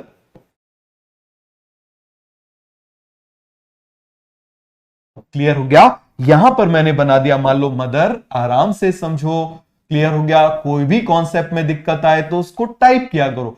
आप बिल्कुल जेन्युइन चीजें टाइप करोगे तो आपका फायदा होगा। समझ में आ गया? मैं आसानी से उसको देख सकता हूं। क्लियर है? तो देखो, ये हो गए फादर, ये हो गए मदर। अब आप मुझे बताना, यहां से फादर से क्या ट्रांसफर होता था बेटा? क्या ट्रांसफर होता था? यहां से स्पर्म। मदर से क्या ट्रांसफर होता था बेटा? ओवम। क्या ट्रांसफर होता था? क्या आता था? ओवम। और ये दोनों जब कंबाइन होते थे तो आप मुझे बताइए क्या बन जाता था? जाइगोट। ये आप छोटी क्लासेस में पढ़ चुके हो, 10th क्लास में बन गया जाइगोट। अब इस जाइगोट में बहुत सारे डिवीजन होंगे, division millions into millions into millions division होंगे। कौन से डिवीजन होंगे वो हम सेल साइकिल में देखेंगे। समझ में आ गया? जब डिवीजन होंगे तो एक पूरा ये बच्चा बन गया। मान लो ये हमने बच्चा बना दिया। समझ में आ गया? ये बना दिया हमने बच्चा, बच्चा मन का सच्चा। समझ में आ गया? ये हमने बना दिया। अब जैसे ही हमने इसको देखा, हमने क्या बोला? यार इसकी जो नाक है ना इसके पापा से मिल रही है, इसकी आंख जो है इसकी मम्मा से मिल रही है। तो अब कौन सा मटेरियल आया इसके साथ में आप मुझे बताओ। यहां से तो केवल स्पर्म और ओवम आए। तो इन स्पर्म एंड ओवम के अंदर एक स्पेशल मटेरियल है जिसको हम बोलते हैं जेनेटिक मटेरियल। वो मटेरियल इंफॉर्मेशन को पेरेंट से बच्चों में ट्रांसफर करता है। क्या करता है? पेरेंट से बच्चों में ट्रांसफर करता है, that material is called genetic material. और वो मटीरियल क्या होगा भैया, जल्दी से मुझे बताओ। वो मटीरियल या तो डीएनए हो सकता है और कुछ वायरसेस में आरएनए हो सकता है। जैसे हमारा कोविड-19 आरएनए है उसका। जैसे एचआईवी, आपने नाम सुना होगा एचआईवी का, ह्यूमन इम्यूनो डेफिशिएंसी वायरस, जो एड्स कराता है। तो वो आप मुझे बताओ बेटा, वो भी क्या है, उसका जेनेटिक मटीरियल क्या है, आरएनए। क्या है आप मुझे बताओ जरा, आरएनए। कॉन्सेप्ट क्लियर हुआ या नहीं हुआ? हो गया पूरा का पूरा कॉन्सेप्ट क्लियर? चलो, हंसती आ रही, हंसते रहो, मुस्कुराते रहो, इसी तरीके से समझ में आ गया। उदास क्यों होना, बढ़िया से खुश रहना। एक चीज याद रखना, कुछ भी अचीव करना है तो पहले आपको हैप्पीनेस की लिफ्ट में एंटर करना पड़ेगा। रो के ऐसे बिल्कुल उदास होके सड़ी सी शकल बना के पूरे टाइम अरे ये हो गया वो हो गया, उससे कुछ अचीवमेंट नहीं होता। कुछ अचीव करना है तो खुश रहना सीखो। समझ में आ गया? हर बात पे खुश रहना सीखो। खुश रहोगे, पॉजिटिविटी अपने आप बढ़ेगी, अपने आप एनर्जी बढ़ेगी, अपने आप सब काम अच्छे होंगे। आप देखो, समझ में आ गया? चलो, तो दूसरा हम बात कर रहे हैं, दूसरा हो जाएगा साइटोसोल। क्या हो जाएगा बेटा? साइटोसोल। अब इस साइटोसोल को अच्छे से समझना, ये साइटोसोल क्या होता है। क्लियर हुआ? तो साइटोसोल को समझने के लिए चलो हम नेक्स्ट पेज पे चलते हैं। क्लियर है? तो चलो हम बात कर रहे हैं किसकी, साइटोसोल की। क्लियर है? अब जैसे मान लो आपने रसगुल्ले का डिब्बा तो देखा होगा। जैसे मान लो ये मैंने रसगुल्ले का डिब्बा बनाया, क्या बना दिया मैंने, रसगुल्ले का डिब्बा। और इस रसगुल्ले के डिब्बे में मैंने क्या डाल दिए, रसगुल्ले। क्या डाल दिया मैंने, रसगुल्ले। कभी सूखे रसगुल्ले खाए हैं क्या? बिना चाशनी के बेकार लगते हैं, गंदे लगते हैं। तो आप मुझे बताओ जरा, यहां पर मैंने क्या कर दिया, इसमें मैंने ये चाशनी डाल दी, अलग से दिखी इसलिए मैंने इस तरीके से येलो कलर से बना दी। समझ में आ गया? ये मैंने क्या डाल दी बेटा, इसमें चाशनी। क्या डाल दी, जल्दी से मुझे बताओ, इसमें मैंने क्या डाल दी, चाशनी। ये मैंने डाल दी चाशनी। क्लियर हो गया? तो आप मुझे बताना इस रसगुल्ले के डिब्बे में कितनी चीजें हैं। पहला तो आप मुझे बताओ, ये मैंने बना दिया रसगुल्ला। क्या बना दिया हमने, रसगुल्ला। कभी कभी हिंदी लिखने का बड़ा मजा आता है, मन करता है, चलो यहां पर लिख लेते हैं। ये क्या हो जाएगा बेटा, बताओ जरा, चाशनी। ये क्या हो जाएगी आप मुझे बताइए जरा बेटा, चाशनी। समझ में आ गया? क्या हो जाएगी, चाशनी। अब इसी को समझो, मान लो ये सेल है, समझना जरा, इसी को समझो ये क्या है, सेल है। ठीक है? तो ये जो रसगुल्ले हैं ना, ये रसगुल्ले हो जाएंगे सेल ऑर्गेनेल। क्या हो जाएंगे, सेल ऑर्गेनेल। अभी मैं आपको बताता हूं सेल ऑर्गेनेल क्या होते हैं। और ये जो चाशनी है ना, ये चाशनी हो जाएगी साइटोसोल। क्या हो जाएगी बेटा, साइटोसोल। समझ में आ गया? क्या हो जाएगी, जल्दी से आप मुझे बताओ, साइटोसोल। हो गया पूरा का पूरा क्लियर? तो आप मुझे बताओ साइटोसोल मतलब कैसा, चाशनी जैसा मटेरियल। कैसा मटेरियल, चाशनी जैसा लिक्विड मटेरियल। क्लियर है? आप समझो, रसगुल्ले के डिब्बे में से आपने सारे रसगुल्ले खा लिए, क्या बचा, चाशनी। आप मुझे बताओ सेल के अंदर से आपने सारे ऑर्गेनेल्स निकाल लिए, क्या बचा, साइटोसोल। क्या बच गया आप मुझे बताओ जरा, जल्दी से मुझे बताओ, क्या बच गया, साइटोसोल। हो गया पूरा का पूरा कॉन्सेप्ट क्लियर? जल्दी से बताओ, हो गया ना कॉन्सेप्ट क्लियर? अब देखो, यदि इन दोनों को हमने ऐड कर दिया, दोनों को हमने जोड़ दिया, so it will become cytoplasm. क्या बन जाएगा, साइटोप्लाज्म। क्लियर हो गया? क्या बन जाएगा, साइटोप्लाज्म। समझ में आ गया? इसमें न्यूक्लियस इंक्लूड नहीं होता, बट वो बाद में बताऊंगा, क्योंकि ये सेंटेंस अभी एक्सप्लेन करना चाहूंगा तो जो कॉन्सेप्ट यहां पर है ना वो भूल जाओगे। बात समझ में आई? तो आप मुझे बताओ सारे सेल ऑर्गेनेल प्लस साइटोसोल क्या कहलाएगा, साइटोप्लाज्म। क्या कहलाएगा, साइटोप्लाज्म। बट इस सेल ऑर्गेनेल में न्यूक्लियस बस इंक्लूड नहीं होता। समझ में आ गया? क्यों नहीं होता मैं आपको आगे बताऊंगा, आज ही के लेक्चर में बताऊंगा। तो ये कॉन्सेप्ट क्लियर हो गया कि नहीं हो गया? हो गया? तो यहां पर मैं इसे लिख सकता हूं, जल्दी से आप मुझे बताओ, लिख सकता हूं, बताओ, साइटोप्लाज्म इज इक्वल टू, बताओ जरा जल्दी से, सेल ऑर्गेनेल प्लस साइटोसोल। तो आप मुझे बताना कि आपने लेफ्ट हैंड राइट हैंड वो तो पढ़ा ही ना, LHS RHS, इसको मैं इस तरफ यदि शिफ्ट करूंगा LHS में तो ये माइनस हो जाएगा ना, इसको मैं इस तरफ शिफ्ट करूंगा। चलो हम सेल ऑर्गेनेल को डाल देते हैं, तो मैं यहां से लिख सकता हूं cytoplasm is equal minus cell organelle is equal to cytosol. क्या बन जाएगा, साइटोसोल। तो इतना समझ में आया या नहीं आया, जल्दी से मुझे बताओ, इतना समझ में आ गया? रसगुल्ले के डिब्बे में रसगुल्ले क्या है, ऑर्गेनेल। रसगुल्ले के डिब्बे में रसगुल्ले क्या है, ऑर्गेनेल। चाशनी क्या है, साइटोसोल। दोनों को जोड़ दिया तो क्या बन जाएगा, साइटोप्लाज्म। सारे रसगुल्ले खा लिए तो क्या बचा, मुझे जल्दी से बताओ। हमने सारे रसगुल्ले खा लिए तो क्या बचा, क्या बचा, चाशनी, और वो चाशनी क्या है, साइटोसोल। तो पूरा कॉन्सेप्ट क्लियर हो गया कि नहीं हो गया। अब ये सेल ऑर्गेनेल क्या है, क्यों इसको सेल ऑर्गेनेल बोलते हैं, वो आप समझना जरा। समझ में आ गया। तो यहां पर हम बात कर रहे हैं सेल ऑर्गेनेल, समझना जरा। तो ये ऑर्गेनेल वर्ड जो है वो बना हुआ है, इसका मतलब है लिटिल ऑर्गन। लिटिल ऑर्गन, क्या नाम है बेटा इसका, लिटिल ऑर्गन, छोटे से ऑर्गन। अब ये ऑर्गन क्या होते हैं, जरा हम ऑर्गन भी देखते हैं। जैसे मान लो हमारी बॉडी की हम बात कर रहे हैं, ये मान लो हमने अपनी बॉडी बनाई, अरे ये हमने क्या बना दी, मान लो यहां पर हमने बॉडी बना दी। समझ में आ गया। अब इस बॉडी में आप मुझे बताना बेटा, इस बॉडी के अंदर अलग अलग ऑर्गन्स होंगे। जैसे मान लो हम बात कर रहे हैं, मान लो हमने लीवर बना लिया, ये हमने लीवर बना लिया, क्लियर है। मान लो मैंने लंग्स बना लिया, ये मान लो मैंने क्या बना दिए, लंग्स बना दिए, क्लियर हो गया। मान लो यहां पर मैंने क्या बना दिया, ये मैंने हार्ट बना दिया।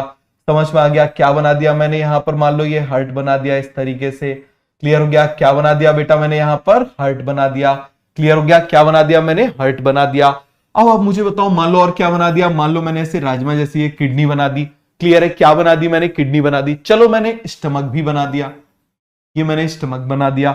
तो अब आप जरा ध्यान से देखना, ये सभी ऑर्गन हैं और ये सभी ऑर्गन का शेप एक जैसा है या अलग अलग है, अलग अलग है। ये फंक्शन सभी एक फंक्शन करते हैं या अलग अलग करते हैं, अलग अलग फंक्शन करते हैं। तो इसका मतलब आप मुझे बताओ जरा, ऑर्गन का मतलब है कि ऐसा स्ट्रक्चर जिसका एक पर्टिकुलर शेप हो और जो डेफिनेट फंक्शन करता हो, तो उसको हम क्या बोलेंगे, ऑर्गन। क्या बोलेंगे बेटा, ऑर्गन। तो देखो जरा, liver, lungs, heart, kidney, stomach, सभी का शेप अलग अलग है, सभी अलग अलग फंक्शन परफॉर्म कर रहे हैं। क्या कर रहे हैं बेटा, सभी अलग अलग फंक्शन परफॉर्म कर रहे हैं, तो हम इनको बोल रहे हैं ऑर्गन। क्या बोल रहे हैं, बॉडी के अंदर हम क्या बोल रहे हैं, ऑर्गन। तो आप मुझे बताओ ये सभी क्या हो जाएंगे, दे आर ऑर्गन। तो ऑर्गन की डेफिनेशन कोई बताएगा, बताओ जरा, बताओ जरा डेफिनेशन क्या होगी। A structure in our body which has specific shape and performing definite function, जिसका एक डेफिनेट बिल्कुल एक फिक्स शेप है और वो बिल्कुल स्पेसिफिक फंक्शन परफॉर्म करता है, उसको हम क्या बोल देंगे, ऑर्गन। क्या बोल देंगे, ऑर्गन।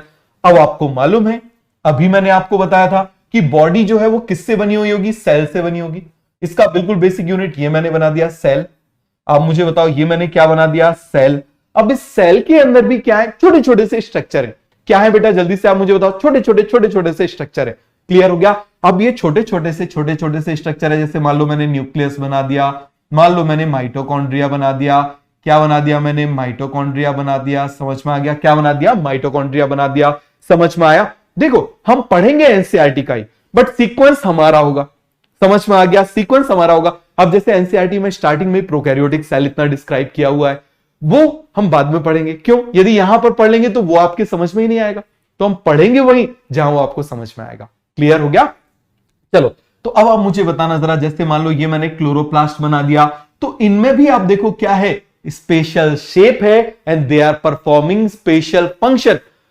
तो बॉडी के अंदर जो थे उनको तो हमने ऑर्गन बोल दिया। अब इसके अंदर जो छोटे छोटे स्ट्रक्चर है, तो सेल के ऑर्गन, अब सेल है इत्तू सा, तो इसके ऑर्गन भी कितने होंगे, इत्तू से। तो आप मुझे बताओ जरा, जब सेल है इतना सा तो ऑर्गन भी होंगे इसके इतने से, तो इसको ऑर्गन बोलेंगे तो कंफ्यूज हो जाएंगे। जैसे आप मुझे बताओ, घर में मान लो पहला बेटा पैदा हो गया, पहला बेटा पैदा हो गया, हमने मान लो उसका नाम रख दिया छोटू।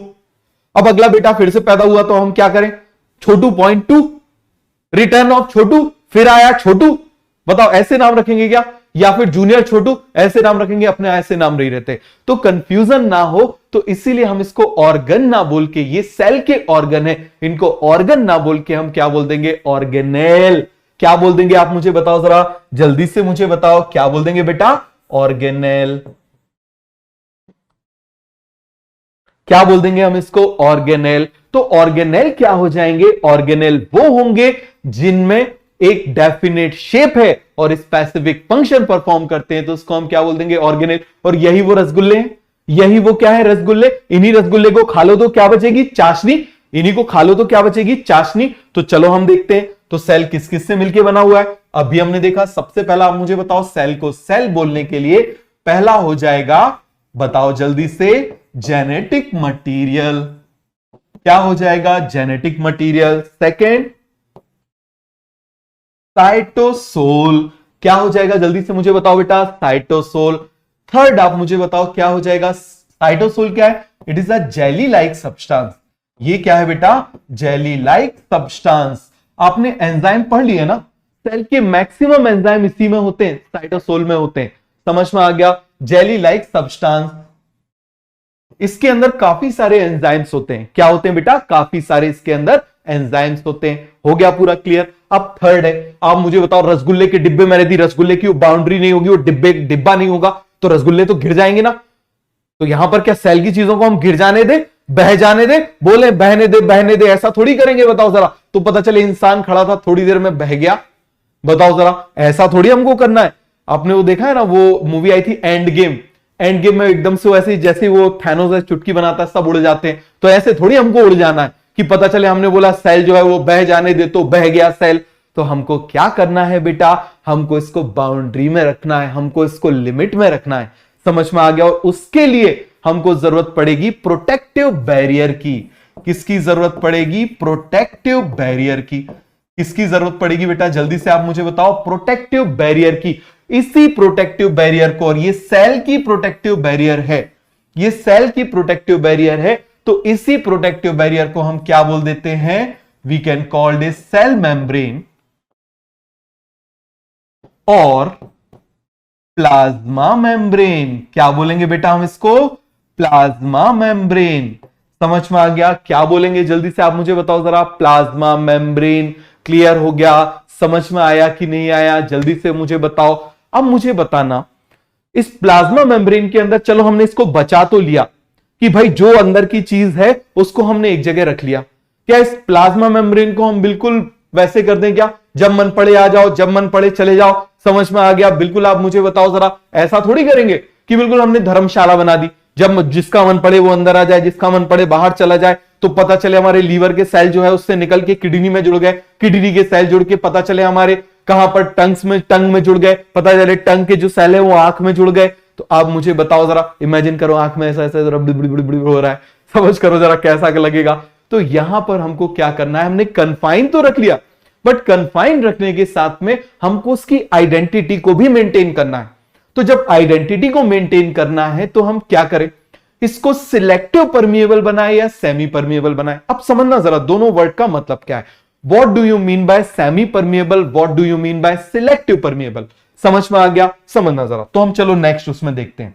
वायरस में ये भी होता है, इससे मिलता जुलता स्ट्रक्चर भी होता है, बट ये नहीं होता, साइटोसोल नहीं होता, इसीलिए वायरस को सेल नहीं बोलते। आ गया समझ में। तो देखो जरा, what is the difference between semi permeable and selective permeable.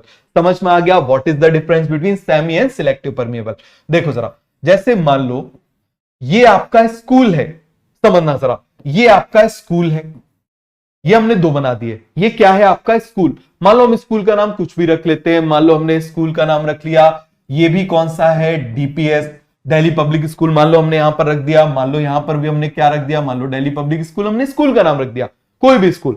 समझ में आ गया। अब आप देखना, इसके बाहर आप समझना जरा, इसके बाहर ये डीपीएस के बच्चे खड़े हुए हैं।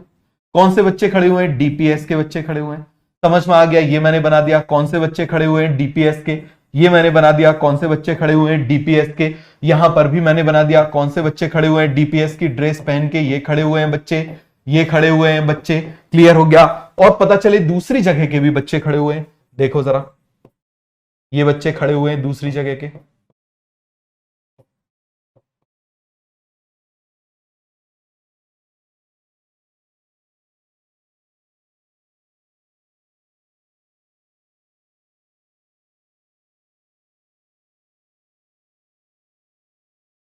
यहां पर भी हम बना देते हैं। तो आप मुझे बताओ, ये कौन से स्कूल के बच्चे हैं, ये डीपीएस के बच्चे हैं। ये कौन से स्कूल के बच्चे हैं, किसी भी स्कूल के हम बना देते हैं। मान लो हमने इसको डीपीएस बना दिया, तो मान लो इसको मॉडर्न बना देते हैं, ये मॉडर्न स्कूल के बच्चे हैं। समझ में आ गया। अब आप समझना जरा कि यहां पर क्या डिफरेंस होगा सिलेक्टिव और सेमी परमेबल में? यदि मैं इसको बोल रहा हूं सेमी परमेबल, मान लो मैं यहां पर ऊपर लिख देता हूं सेमी परमेबल, समझना जरा मैं क्या लिख रहा हूं यहां पर, सेमी परमेबल। समझ में आ गया? तो सेमी परमेबल का मतलब क्या हो जाएगा? सेमी मतलब हाफ, आधा परमेबल। इसका मतलब इसमें से यदि मान लो यहां पर ये बच्चे खड़े हुए हैं तो क्या हो जाएगा? देखो जरा इसके अंदर कौन कौन पहुंच जाएगा, आप देखना मैं डायग्राम बना के बता रहा हूं। दो पहुंच गए डीपीएस वाले और दो पहुंच गए मॉडर्न वाले। तो जितने बाहर थे उसके आधे लोग अंदर पहुंच गए, तो ये कहलाएगा सेमी परमिएबल।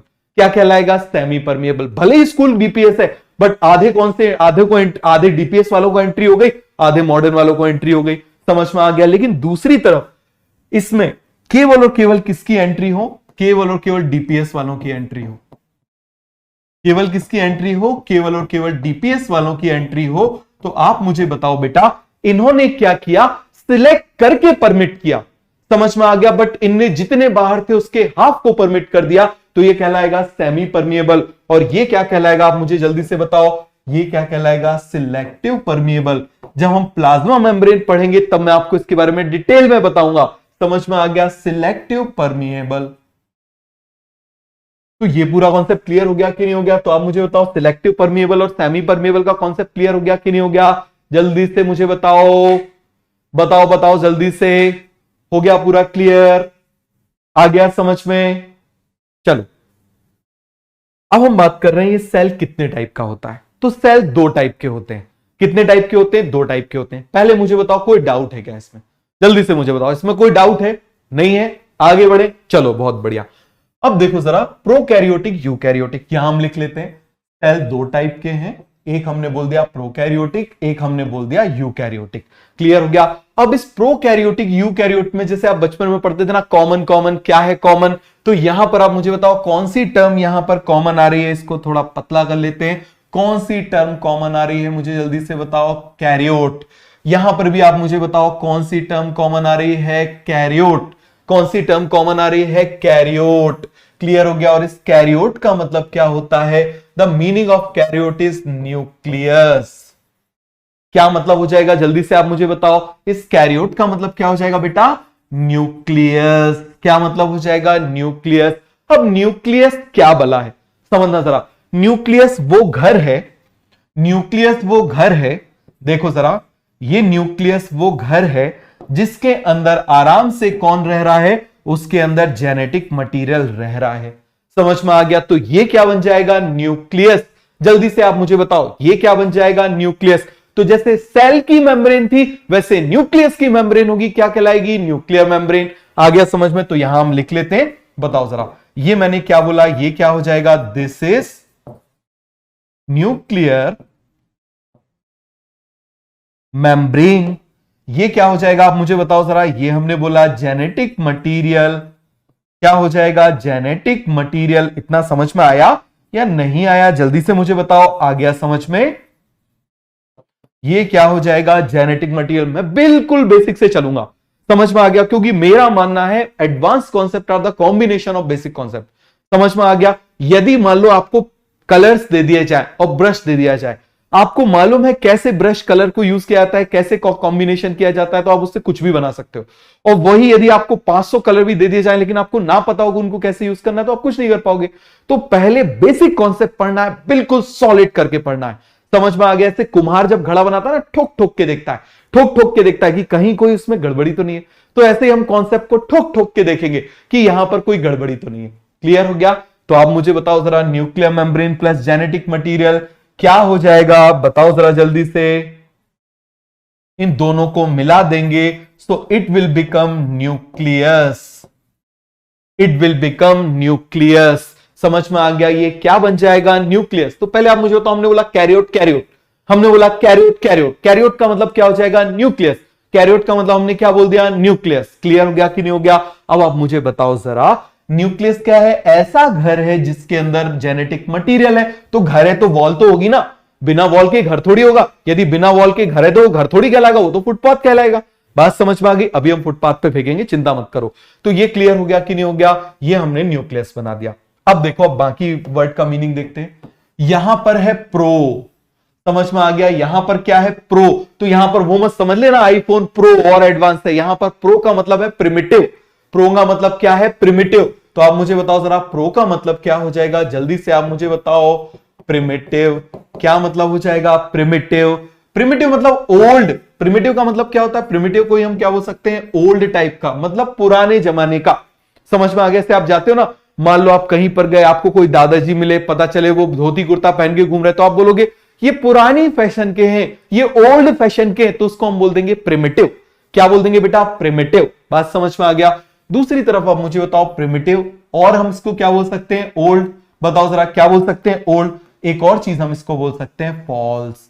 क्या बोल सकते हैं, फॉल्स। समझना जरा क्यों बोलते हैं, अभी आपको समझ में आ जाएगा। दूसरी तरफ हम यू की बात कर रहे हैं, तो यहां पर प्रिमिटिव था, तो प्रिमिटिव की जगह क्या हो जाएगा, न्यू। और ओल्ड था, तो ओल्ड का मतलब क्या हो जाएगा, ट्रू। ओल्ड का मतलब ओल्ड से यहां पर फॉल्स से यहां पर हम करें, क्या हो जाएगा, ट्रू। तो इतना आपको समझ में आया कि नहीं आया, जल्दी से आप मुझे बताओ। हो गया पूरा कॉन्सेप्ट क्लियर। अब समझना बात को। अब मान लो हम किसको बोल रहे हैं, मान लो धीरेन्द्र की बात करते हैं, ठीक है। अब मान लो धीरेन्द्र जो है वो, मान लो मम्मी ने उसको डांट दिया, और वो जाके पता चले कहां पर बैठ गया, फुटपाथ पे जाके बैठ गया। कहां पर जाके बैठ गया, फुटपाथ पे जाके बैठ गया। क्लियर है। अब अनीस उसके घर गया, रूठ गया भैया। धीरेन्द्र जो था वो गुस्सा हो गया, नाराज हो गया, तो नाराज हो गया, जाके कहां पर बैठ गया, घर के बाहर धरना देके बैठ गया। समझ में आ गया, होगा किसी का फैन, तो जाके क्या हो गया, बैठ गया, धरना देके बैठ गया, हमारी मांगे पूरी करो। ठीक है। अब वो आप मुझे बताओ जरा, वो फुटपाथ पे बैठ गया, फुटपाथ पे क्या बढ़िया से ऐसे बाउंड्री वो बनी होती है क्या, घर बने होते हैं क्या, तो फुटपाथ पे क्या नहीं है, बाउंड्री नहीं है, बाउंड्री नहीं है। तो अब धीरेन्द्र उस फुटपाथ को अपना ट्रू होम बोलेगा या उसका फॉल्स होम बोलेगा।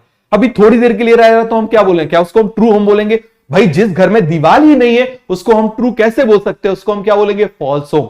क्या बोल देंगे उसको, फॉल्स होम। क्लियर हो गया। अब अनीस गया घर पे, बेल बजाई या डोर नॉक किया, आंटी निकल के आई, आंटी धीरेन्द्र कहां है, बोले वो बैठा हुआ है फुटपाथ पे। तो मुझे बताओ जरा बेटा, जल्दी से आप मुझे बताओ, वो फुटपाथ उसका ट्रू होम होगा या फॉल्स होम होगा, फॉल्स होम होगा।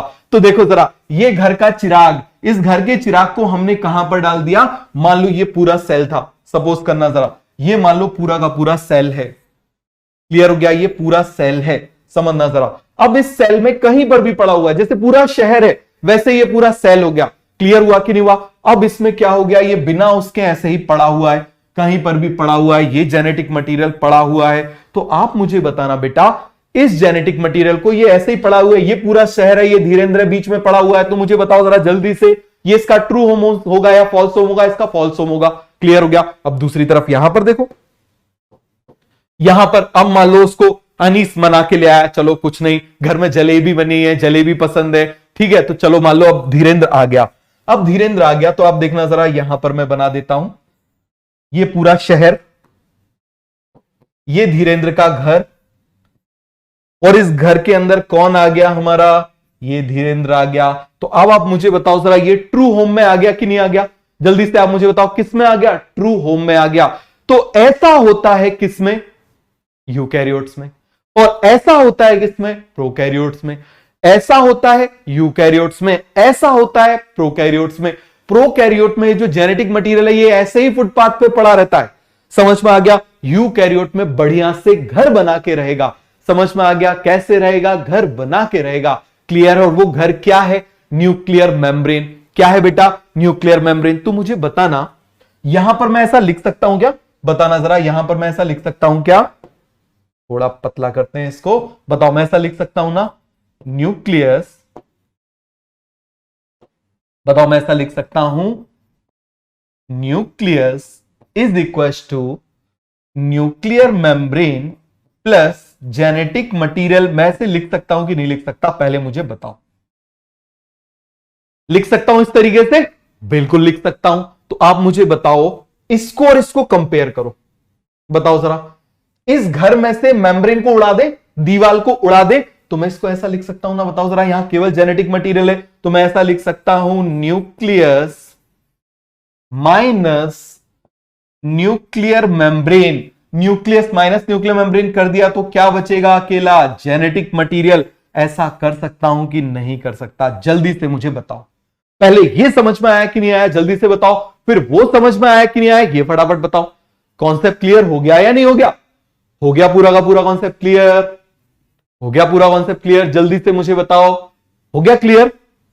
Nucleus minus nuclear membrane is called genetic material. हो गया, nucleus is equal to genetic nuclear membrane plus genetic material. अब आप मुझे बताओ, कोई चीज एब्सेंट होती है तो उसके लिए हम एक वर्ड यूज करते हैं डिवॉइड। डिवॉइड मतलब एब्सेंट होना। टर्म्स आपको धीरे धीरे सीखता है। डिवॉइड मतलब एब्सेंट होना। अब मुझे बताना, यहां मैं ऐसे बोल सकता हूं ना, nucleus devoid of nuclear membrane, बोल सकता हूं कि नहीं बोल सकता? जल्दी से आप मुझे बताओ। चलो नेक्स्ट पेज में हम देखते हैं। देखना जरा, ये हमने लिख दिया। मान लो यहां पर मैंने क्या बोला, चलो हम ये घर बना लेते हैं, एक बंगला बने प्यारा। चलो ये हमने एक बंगला बने प्यारा बना दिया। समझ में आ गया? इस बंगले में हमने किसको बिठाल दिया? ये हमने इस बंगले में किसको बिठाल दिया? जेनेटिक मटेरियल को बिठाल दिया। समझ में आ गया? अब आप मुझे बताना, जल्दी से आप मुझे बताना, इसमें से मैंने क्या माइनस कर दी? इसमें से मैंने इसकी दीवार को हटा दिया। मैंने इस दीवार को हटा दिया। समझ में आ गया? क्या कर दिया मैंने? जो बीच की दीवार थी, इस दीवार को हटा दिया। तो अब आप मुझे बताओ जरा, क्या बचेगा यहां पर? केवल और केवल बचेगा जेनेटिक मटेरियल। क्या बचेगा बेटा? जेनेटिक मटेरियल बचेगा कि नहीं बचेगा? जल्दी से आप मुझे बताओ। तो क्या मैं इसको ऐसे लिख सकता हूं क्या? बताना जरा। ये न्यूक्लियस माइनस न्यूक्लियर मेम्ब्रेन लिख सकता हूं क्या? बताओ, यही तो था। हमने क्या लिखा था? Nucleus minus nuclear membrane. तो इसको मैं सेंटेंस में ऐसे लिख सकता हूं ना? बताना जरा। न्यूक्लियस डिवॉइड ऑफ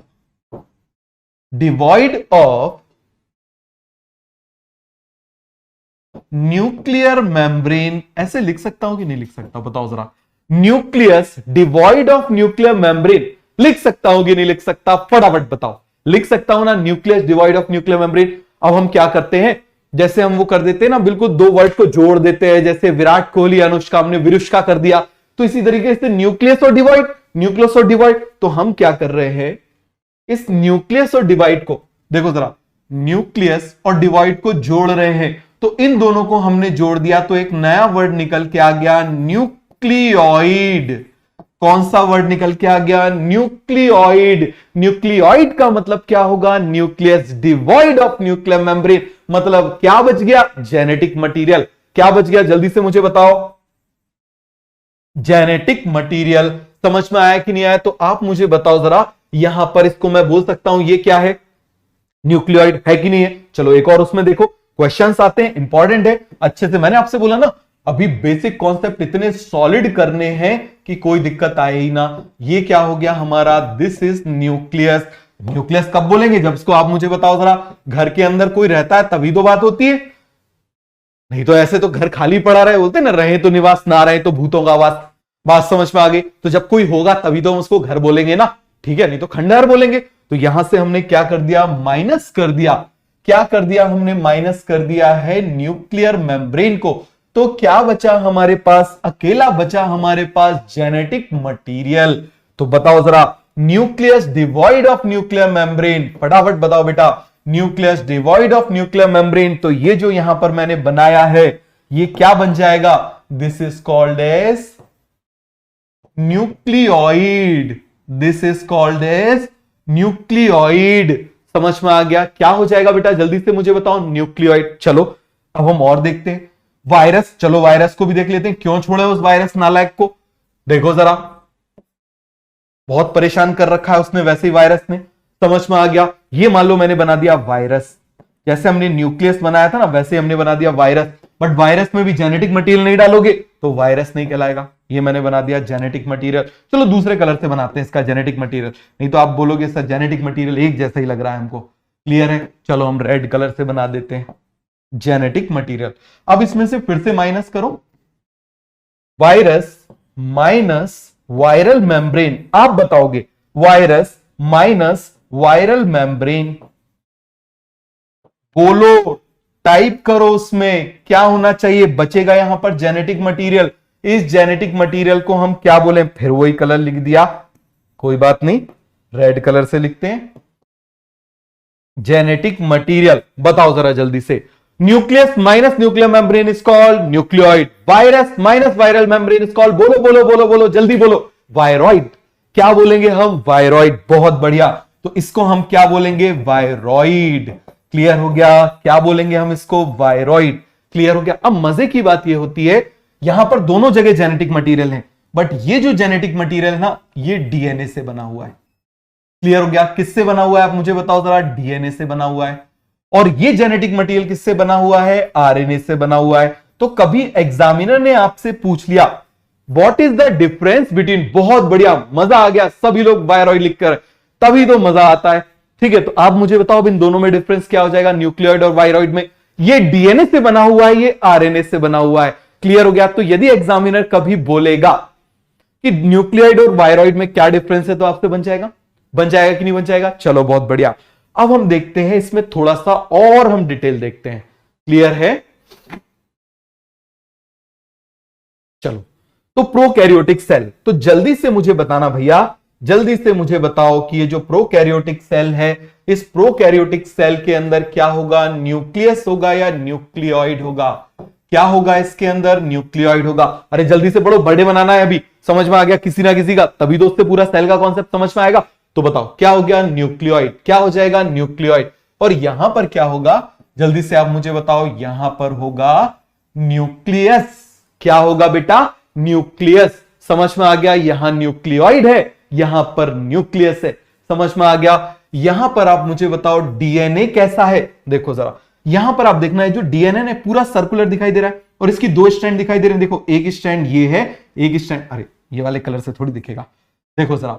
तो आप मुझे बताओ जरा, यहां पर मान लो मैंने बना दिया, आपको दिखाई दे रहा है ना सभी को, एक स्ट्रैंड ये है, एक स्ट्रैंड ये, जैसे आपने चोटी देखी है, ऐसे चोटी करते हैं, समझ में आ गया? तो दो स्ट्रैंड ऐसे पकड़ के, तो ये इसमें कितनी स्ट्रैंड हो गई? दो स्ट्रैंड हो गई। और इसी को हमने पूरा सर्कल बना दिया। क्या बना दिया हमने? इसको सर्कल बना दिया। तो यहां पर आप मुझे बताओ जेनेटिक मटेरियल कैसा होगा? सर्कुलर, और दो स्ट्रैंड है। अब डीएनए भी पढ़ चुके हो, तो बताओ जरा कैसा हो जाएगा? Circular double stranded. कैसा हो जाएगा? Circular double stranded DNA. कैसा हो जाएगा? Circular double stranded DNA. यहां पर आप मुझे बताओ ये कैसा है? ये लेंथ वाइज है, लंबा है, जुड़ा हुआ नहीं है। ये आपको ऐसा ऐसा दिख रहा है, ये ऐसा होता है। क्लियर हो गया? जैसे मान लो इसी को यदि हम अच्छे से दिखाएं तो ये इस तरीके से आप समझ सकते हो। तो आप मुझे बताओ, ये बिल्कुल ऐसा लेंथ वाइज है ना? लेंथ वाइज है, सीधा टाइप का है, सर्कल नहीं है, तो इसको हम बोल देंगे लीनियर। तो बताओ क्या बोलेंगे हम इसको? Linear double stranded DNA. क्या बोलेंगे बेटा? जल्दी से बताओ। Linear double stranded DNA. हो गया पूरा का पूरा कॉन्सेप्ट क्लियर? किसी को इसमें डाउट है तो बताओ। और हम प्रोकैरियोटिक यूकैरियोट में डिफरेंस देख लेते हैं। आप मुझे बताओ, जब प्रोकैरियोट क्या था? याद करो, धीरेन्द्र कहां पर बैठा हुआ था? फुटपाथ पे। अब आप मुझे बताओ जरा, जब धीरेन्द्र घर से नाराज होके जाएगा तो ऐसा तो नहीं होगा कि मम्मी भेजेंगी, पता चले मेड को भेज दिया, जाओ मेरे बेटे के साथ में उसका ध्यान रखना, वहां पर फुटपाथ पे जो है बढ़िया से उसको मैगी बना के खिलाना, ऐसा तो नहीं होगा। तो आप मुझे बताओ, जो फुटपाथ पे था उसका कोई नौकर चाकर होगा? कोई काम करने वाला होगा क्या? नहीं होगा। समझ में आ गया? तो अब ये नौकर चाकर क्या है? वही ऑर्गन, जैसे हमारे ऑर्गन है ना, हमारा काम कर रहे हैं, ये सभी ऑर्गन हमारी बात मानते हैं, ये सब हमारा काम कर रहे हैं। तो यहां पर आप मुझे बताओ, सेल के ऑर्गन होंगे क्या?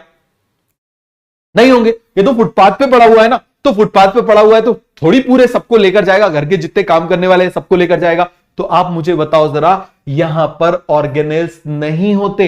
बट ऑर्गेनेल्स में भी एक चीज है, ऑर्गेनेल्स ऐसे, कुछ ऑर्गेनेल्स ऐसे होते हैं जिसमें मेम्ब्रेन होती है, कुछ ऑर्गेनेल्स ऐसे होते हैं जिसमें मेम्ब्रेन नहीं होती। तो इसमें मेम्ब्रेन वाले ऑर्गेनेल्स नहीं होते, तो हम क्या लिखेंगे? जल्दी से आप मुझे बताओ। हम लिखेंगे membrane bound organelles absent.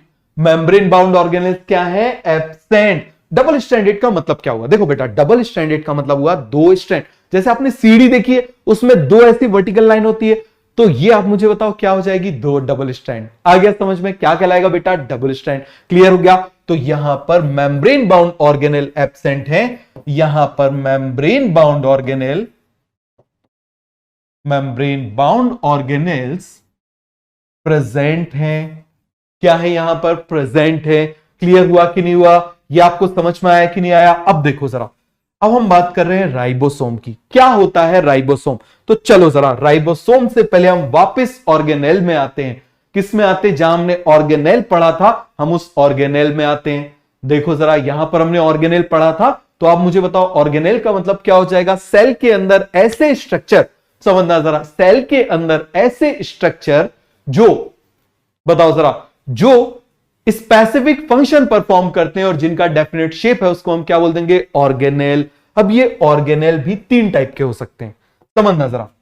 Organelle कितने टाइप के हो सकते हैं? सेल ऑर्गेनेल्स 3 टाइप के हो सकते हैं। पहले सिंगल मेम्ब्रेन बाउंड। कैसे हो जाएंगे? समझना जरा। सिंगल मेम्ब्रेन बाउंड मतलब एक ही मेम्ब्रेन है। दूसरी तरफ हो जाएगा डबल मेम्ब्रेन बाउंड। क्या हो जाएगा आप मुझे बताओ जरा? डबल मेम्ब्रेन बाउंड मतलब 2 बाउंड्री बना दी, एक मैंने ये बना दी और दूसरी चलो मैंने ये बना दी। चलो इसको फिर से बना देता हूं। एक मैंने ये बना दी और दूसरी मैंने ये बना दी। क्लियर हो गया? दूसरी मैंने क्या बना दी? ये बना दी। तो आप मुझे बताओ क्या हो गया बेटा? Double membrane bound. और यहां पर हमने ज्यादा प्रोटेक्शन किया हुआ है, और ज्यादा प्रोटेक्शन किसका करना पड़ता है? जेनेटिक मटेरियल का। अरे भाई, बच्चा कैसा बनेगा जेनेटिक मटेरियल डिसाइड कर रहा है ना, तो इसी को एडिशनल किसकी जरूरत है? प्रोटेक्शन की जरूरत है। तो जेनेटिक मटेरियल जहां जहां होगा, जेनेटिक मटेरियल जहां जहां होगा, वहां वहां डबल मेम्ब्रेन होगा। तो आप मुझे बताओ जेनेटिक मटेरियल अभी हमने कहां देखा था? बताओ जरा जल्दी से, जेनेटिक मटेरियल हमने कहां देखा था? एक हमने देखा था न्यूक्लियस में, और इसके अलावा कहां पर होता है? माइटोकॉन्ड्रिया में भी होता है। इसके अलावा यदि प्लांट है तो क्लोरोप्लास्ट में भी होता है। कहां पर होता है? क्लोरोप्लास्ट में भी होता है। रटने की जरूरत नहीं, सब आपको याद हो जाएगा। समझ में आ गया? कुछ रटना नहीं है। समझ में आ गया? कुछ भी रटना नहीं है बेटा। तो आप मुझे बताओ जरा, एडिशनल डबल मेम्ब्रेन करने की जरूरत है क्योंकि इसके अंदर जेनेटिक मटेरियल है, और जेनेटिक मटेरियल को प्रोटेक्शन देने की जरूरत है। अब जेनेटिक मटेरियल कहां कहां होता है? न्यूक्लियस में होता है, माइटोकॉन्ड्रिया में होता है, क्लोरोप्लास्ट में होता है। और थर्ड टाइप के ऑर्गेनेल्स हैं मेम्ब्रेन लेस। समझ में आ गया? कैसे हो जाएंगे? Membrane less. और मेम्ब्रेन लेस मतलब मेम्ब्रेन ही नहीं है। समझ में आ गया? मेम्ब्रेन नहीं है। तो आप मुझे बताओ जरा, मेम्ब्रेन नहीं वाले कौन कौन से हो जाएंगे? Ribosome, ribosome and centrosome. इसके अंदर सेंट्रियोल भी होता है, आगे मैं आपको बताऊंगा, या ब्रैकेट में आप चाहो तो इसके अंदर सेंट्रियोल होता है। क्या होता है आगे आएगा सब कुछ, पिक्चर अभी बाकी है। अभी तो बस क्या चल रहा है, जैसे वो मूवी स्टार्ट होती है ना, तो उसमें लिखा हुआ आता है स्टारिंग, लिखा होता है ना आमिर खान, फिर धीरे से लिखा होता है कैटरीना कैफ, इस तरीके से लिखा होता है ना। तो अभी वो चल रहा है, उसको रटने लगते हो क्या ऐसे बैठ के? अरे कौन है कौन है कौन है, रट लू तभी तो पिक्चर समझ में आएगी। ऐसा तो नहीं होता। तो ये वो चल रहा है, आराम से समझना, बिल्कुल क्लियर हो गया। इनके अलावा पहले डबल मेम्ब्रेन याद करो। डबल मेम्ब्रेन आपको याद करना है। डबल मेम्ब्रेन वाला बताओ कौन सा हो जाएगा? Nucleus, mitochondria, chloroplast. फिर से आप मुझे बताओ, न्यूक्लियस, माइटोकॉन्ड्रिया, क्लोरोप्लास्ट। क्लियर हो गया? फिर आप मुझे बताओ मेम्ब्रेन लेस कौन कौन हो जाएंगे? Ribosome and centrosome. हो गया। और इनके अलावा जितने भी आ जाए सब सिंगल मेम्ब्रेन बाउंड, जितने भी आ जाए। Endoplasmic reticulum single membrane, Golgi body single membrane, lysosome single membrane, उसके बाद peroxisome single membrane, spherosome single membrane, vacuole single membrane. कोई भी आ जाए सब कैसे होंगे? Single membrane. तो अपार्ट फ्रॉम दीज टू सब कैसे होंगे? Single membrane. तो हो गया पूरा क्लियर। चलो हम आ जाते हैं। तो इसमें मेम्ब्रेन वाले ऑर्गेनेल्स नहीं होते, तो मेम्ब्रेन लेस वाले तो हो सकते हैं, बिल्कुल हो सकते हैं। और उसमें कौन? राइबोसोम हो सकता है। तो हम क्या लिखेंगे आप मुझे बताओ जरा? राइबोसोम यहां पर भी प्रेजेंट है, राइबोसोम यहां पर भी प्रेजेंट है। क्लियर हो गया? दोनों जगह राइबोसोम प्रेजेंट है, बट यहां पर राइबोसोम में बेटा थोड़ा सा डिफरेंस होता है। अरे दोनों में सेम हो गए तो प्रोकैरियोट यूकैरियोट सेम सेम हो जाएंगे ना। थोड़ा सा डिफरेंस होता है। क्या डिफरेंस होता है वो आप समझो जरा। वो डिफरेंस होता है, यहां पर 70s होते हैं और यहां पर 80s होते हैं। अब ये 70s और 80s क्या है? यही तो इंपॉर्टेंट चीज है, और यहीं से क्वेश्चन आता है। आ गया समझ में? तो देखो जरा, पहले फटाफट आप मुझे बताओ, प्रोकैरियोट जिसमें प्रिमिटिव न्यूक्लियस है, न्यूक्लियोइड है, मतलब कोई मेम्ब्रेन नहीं है, सर्कुलर डबल स्ट्रैंडेड डीएनए ऐसा, लीनियर डबल स्ट्रैंडेड डीएनए, यहां न्यूक्लियस है, मेम्ब्रेन वाले कोई भी ऑर्गेनेल नहीं है, यहां पर मेम्ब्रेन वाले ऑर्गेनेल्स है, यहां पर राइबोसोम है। अब आप बोलोगे सर इसमें ऑर्गेनेल तो है, इसमें भी ऑर्गेनेल है, तो ऑर्गेनेल राइबोसोम क्या हो गया, यूनिवर्सल ऑर्गेनेल, सब में होता है, बट इसमें मेम्ब्रेन नहीं है, इसमें मेम्ब्रेन नहीं है।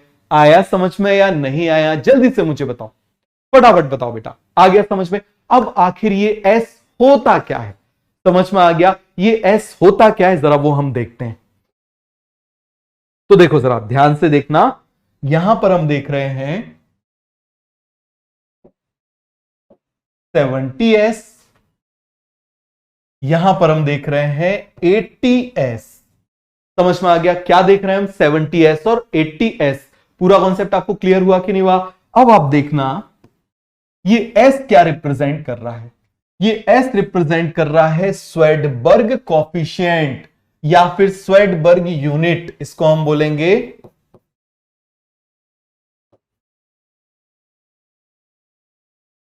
स्वेडबर्ग यूनिट, या फिर यूनिट की जगह हम क्या बोल सकते हैं, यूनिट और कॉफिशिएंट। अब समझना जरा क्या होता है, जैसे आप गाड़ी चलाते हो ना, तो गाड़ी में लिखा आता है आप 40 किलोमीटर पर आवर की स्पीड से चला रहे हो, 40 किलोमीटर पर आवर की स्पीड से चला रहे हो, तो ये किलोमीटर पर आवर क्या है, यूनिट। इसी तरीके से स्वेडबर्ग यूनिट, ये स्वेडबर्ग क्या है, यूनिट।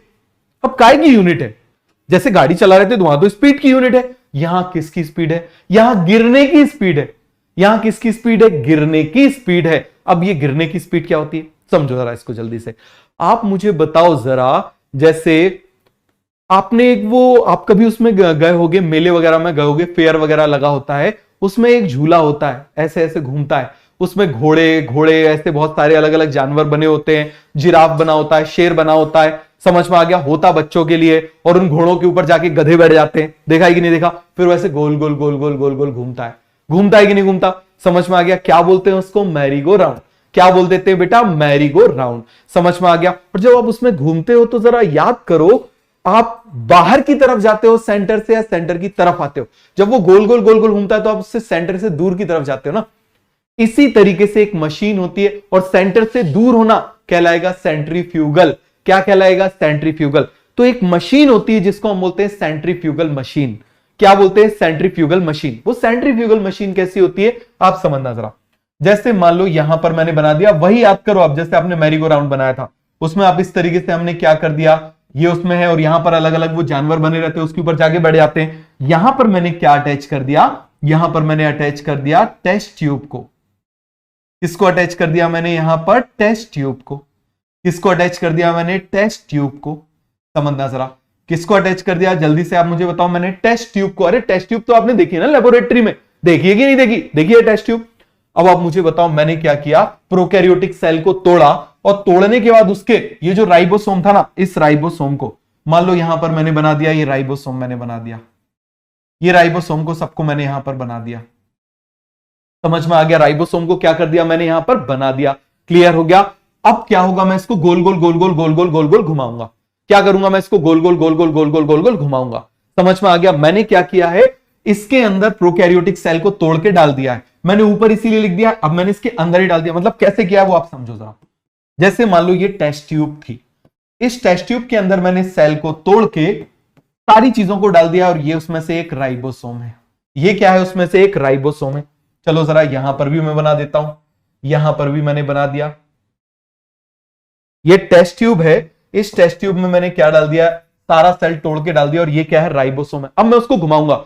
आज आप एक काम करना कि उसमें आज आप एक ग्लास लेना, ट्रांसपेरेंट आप ग्लास लेना जिससे मिल्क वगैरह पीते हो, उसमें आप बॉर्नवीटा डालना, चम्मच से ऐसे घुमाना, और घुमाने के बाद उसको छोड़ देना। आप देखोगे वो बॉर्नवीटा पहले सरफेस पे आ जाता है ना, और फिर आप उसको छोड़ देना। जब तक आप उसको घुमाओगे वो सरफेस पे आ जाते हैं, उसके मोटे मोटे जो पार्टिकल्स होते हैं, और फिर जब उसको छोड़ोगे ना तो धीरे धीरे धीरे धीरे धीरे धीरे धीरे नीचे जाएगा। समझ में आ गया, क्या होगा, धीरे धीरे धीरे धीरे धीरे धीरे नीचे आएगा। क्लियर हो गया, क्या जाएगा, नीचे। फिर से समझो जरा, आप मुझे बताओ हमने क्या किया, राइबोसोम हमने सेल को तोड़ा, और तोड़ने के बाद में हमने क्या कर दिया, उसको टेस्ट ट्यूब में डाला। अब हमने इसको इस मशीन से घुमाया, इस मशीन से घुमाया। थोड़ा सा डिफिकल्ट है समझना जरा, क्या किया हमने, इससे इसको घुमाया। अब जो हमने घुमाया, अब आप इसको इमेजिन करना, आपने एक ग्लास लिया, ग्लास में दूध डाल, मिल्क डाला, मिल्क में आपने क्या डाल दिया, आप मुझे बताओ, आपने बॉर्नवीटा डाल दिया, उसको आपने ऐसे ऐसे घुमाया, और घुमाने के बाद आपने उसको छोड़ दिया। आप देखोगे जो बड़े पार्टिकल है वो ऊपर आ जाते हैं, और फिर जब छोड़ दोगे ना तो वो धीरे धीरे धीरे धीरे नीचे आ जाते हैं, धीरे धीरे धीरे धीरे क्या हो जाते हैं, नीचे आ जाते हैं। यहां पर भी क्या होगा, जब तक हम इसको घुमाएंगे ये ऊपर रहेगा, और जब हम इसको छोड़ देंगे तो ये नीचे आएगा, नीचे गिरेगा, यहां पर नीचे गिरेगा ऐसे। ये जिस स्पीड से गिर रहा है, ये जिस स्पीड से गिर रहा है वो कहलाएगा स्वेडबर्ग कॉफिशिएंट। जो गिर रहा है, आप मुझे बताओ, जिस स्पीड से गिर रहा है, ये बोल रहा है गिरने दो, मुझे गिरने दो, कितने की स्पीड से, 70 की स्पीड से। ये गिर रहा है कितने की स्पीड से, 80 की स्पीड से। समझ में आ गया, ये कितने की स्पीड से गिर रहा है, 80 की स्पीड से। ये कितने की स्पीड से गिर रहा है, आप मुझे बताओ जरा, 70 की स्पीड से। तो आप मुझे बताओ जरा कितने की स्पीड से फॉल हो रहा है, फॉलिंग स्पीड इसकी क्या हो जाएगी, जल्दी से आप मुझे बताओ जरा। इसकी फॉलिंग स्पीड हो जाएगी 70। अब स्पीड बनाने के लिए कुछ यूनिट बोले तो फॉलिंग स्पीड की यूनिट क्या हो जाएगी, एस। यहां पर आप मुझे बताओ ये कितने की स्पीड से फॉल हो रहा है, बताओ जरा, इसकी फॉलिंग स्पीड कितनी हो जाएगी, फॉलिंग स्पीड इसकी कितनी हो जाएगी, जल्दी से आप मुझे बताओ, 80। तो ये डिफरेंस समझ में आ गया। तो स्वेडबर्ग यूनिट क्या बताता है, स्वेडबर्ग यूनिट गिरने की स्पीड बताता है।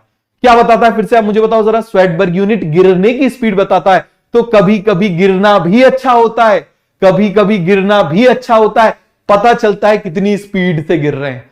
समझ में आ गया, कभी कभी गिरना भी अच्छा होता है, पता चलता है कितनी स्पीड से गिर रहे हैं। तो ये पूरा कॉन्सेप्ट क्लियर हो गया कि नहीं हो गया, समझ में आ गया कि नहीं आ गया। तो आप मुझे बताओ, मैंने बोला 70s, इसका मतलब कितने की स्पीड से गिर रहा है, 70 की। मैंने बोला 50s, इसका मतलब कितने की स्पीड से गिर रहा है, 50 की। मैंने बोला 40s, इसका मतलब कितने की स्पीड से गिर रहा है, 40 की। मैंने बोला 30s, इसका मतलब कितने की स्पीड से गिर रहा है, 30 की। आप मुझे बताओ जरा, मैंने बोला आपसे 60 की, तब 60s, इसका मतलब कितने की स्पीड से गिर रहा है, 60 की स्पीड से गिर रहा है। कॉन्सेप्ट क्लियर हुआ या नहीं हुआ, मुझे जल्दी से बताओ।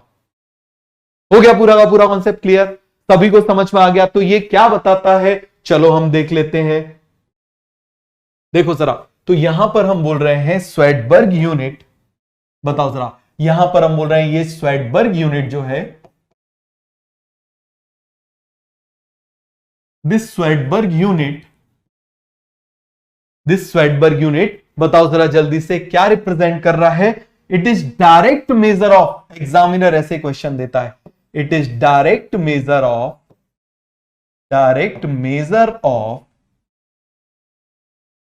एक मिनट रुकना जरा, हाँ, डायरेक्ट मेजर ऑफ, बताओ जरा किसका डायरेक्ट मेजर है, बताओ जरा जल्दी से, गिरने का, फॉलिंग स्पीड या फॉलिंग वेलोसिटी। आ गया समझ में, क्लियर हो गया। तो ये आपको समझ में आ गया कि नहीं आया, जल्दी से आप मुझे बताओ। या फिर हम बोल देंगे इसी गिरने को, नीचे वाले एरिया को हम बोलते हैं सेडिमेंट, जो नीचे होता है ना, बिल्कुल उसको हम क्या बोल देते हैं, सेडिमेंट। सभी को समझ में आया कि नहीं आया, जल्दी से आप मुझे बताओ। कई बार क्या होता है ना बेटा, आपका ध्यान कहीं और चला जाता है, इसीलिए मैं आपको 2 दिन 3 दिन 4 बार बताता हूं, जिससे आपको समझ में आ ही जाए। क्लियर है, मैंने बोला ना, भूलना भी चाहोगे तो भूलने नहीं देंगे। क्लियर हो गया। तो अब आप देखना जरा, फॉलिंग वेलोसिटी यही क्या बताता है, सेडिमेंटेशन। क्या बताता है, जल्दी से आप मुझे बताओ, सेडिमेंटेशन। इसी को फॉलिंग वेलोसिटी को हम क्या बोल देते हैं, सेडिमेंटेशन कॉफिशिएंट। कॉफिशिएंट का मतलब यूनिट। अब कुछ ना कुछ का इनडायरेक्ट मेजर भी होगा, ये बहुत बहुत ज्यादा इंपॉर्टेंट है। इनडायरेक्ट मेजर,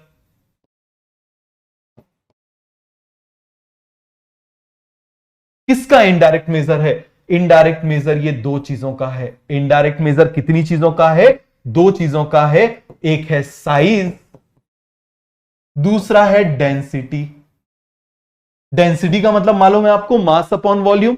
तो एक साइज और डेंसिटी, बट ये साइज और डेंसिटी का इनडायरेक्ट मेजर है। तो मुझे बताओ, मैंने बोला 70s 80s, तो 70 कम है, 80 ज्यादा है, तो इसका मतलब प्रोकैरियोट वाला जो रहेगा उसका साइज छोटा रहेगा, उसकी डेंसिटी छोटी रहेगी। वो गिरेगा कितने की स्पीड से, 70 की स्पीड से, बट डायरेक्ट मेजर है 70। क्लियर हो गया, डायरेक्ट मेजर किसका है, फॉलिंग वेलोसिटी का। अब आप मुझे बताओ, यूकैरियोट का गिर रहा है कितने की स्पीड से, 80 की स्पीड से। तो सिमिलैरिटी क्या हो जाएगी, आप मुझे बताओ जरा, दोनों में सिमिलैरिटी क्या हो, पहले डिफरेंस देख लो, फिर सिमिलैरिटी पे आएंगे। सिमिलैरिटी थोड़ा सा एडवांस है तो उसमें बाद में आएंगे, पहले डिफरेंस देखते हैं। आप मुझे बताओ, इनकी साइज डेंसिटी अलग अलग हो जाएगी। क्लियर हो गया कि नहीं हो गया। हो गया पूरा कॉन्सेप्ट क्लियर? समझ में आया कि नहीं आया? जल्दी से आप मुझे बताओ। चलो अब हम देखते हैं, तो यहां पर हम देख लेते हैं प्रोकैरियोटिक और यूकैरियोटिक। देखना जरा, यहां पर मैं बात कर रहा हूं किसकी? राइबोसोम की। तो राइबोसोम आप मुझे बताओ, मैंने बोला प्रोकैरियोट्स में कैसा है? 70s। यूकैरियोट में कैसा है? 80s। क्लियर हो गया? तो आप मुझे बताओ, ये एस इनडायरेक्ट क्या बता रहा है? साइज और डेंसिटी भी बता रहा है। तो ये एस कम है तो इसका मतलब साइज एंड डेंसिटी कम है। वहां पर एस ज्यादा है, इसका मतलब साइज एंड डेंसिटी ज्यादा है। तो आप मुझे बताओ, हम बोल सकते हैं ना लेस, तो क्या हो जाएगा? Small size small density. चलो हम बना के देखते हैं, आप फिर मुझे डिफरेंस बताना, ये इंपॉर्टेंट चीज है। अब इसकी दो सब यूनिट होती है, ये कैसा होता है आप समझना जरा। मान लो एक मैंने ये बना दिया, या चलो ऐसा बना देता हूं। भैया राइबोसोम के बारे में तो थोड़ा पता होना चाहिए। आपको मालूम है हमारे इंडियन साइंटिस्ट को, अपने ही भाई को, अपने ही एक इंडियन साइंटिस्ट को अभी लेटेस्ट में नोबेल प्राइज मिला है इसके ऊपर, वेंकटेश रामाकृष्णन। वेंकटेश रामाकृष्णन क्लियर है, इंडियन साइंटिस्ट है जिसको इस राइबोसोम के ऊपर नोबेल प्राइज मिला है। तो इंपॉर्टेंट तो है ये, समझ में आ गया? तो ये पूरा क्लियर हुआ कि नहीं हुआ? तो ये दो से मिलकर बना हुआ है। कितने से मिलकर बना हुआ है? दो से मिलकर बना हुआ है। अब देखो जरा, यहां पर मैं बनाता हूं,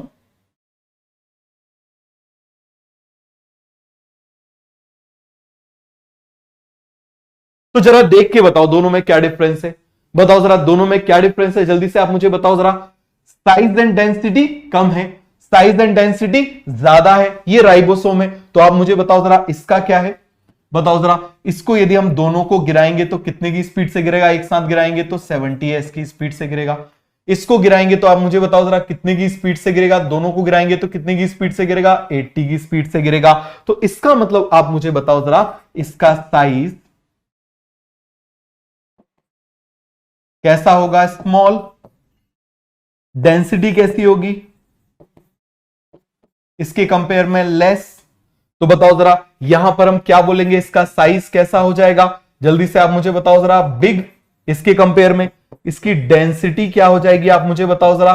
मोर। ये तो क्या हो गया दोनों में डिफरेंस? क्या हो गया दोनों में डिफरेंस? कुछ सिमिलैरिटी बताएगा? कुछ सिमिलैरिटी बताएगा? डिजाइन एक जैसी है। डिजाइन क्या है? एक जैसी है। समझ में आ गया? डिजाइन क्या है दोनों की? एक। पहले आप मुझे बताओ सभी को डिफरेंस समझ में आया कि नहीं आया? पूरा कॉन्सेप्ट क्लियर हो गया? डिजाइन वाला कॉन्सेप्ट क्लियर हो गया?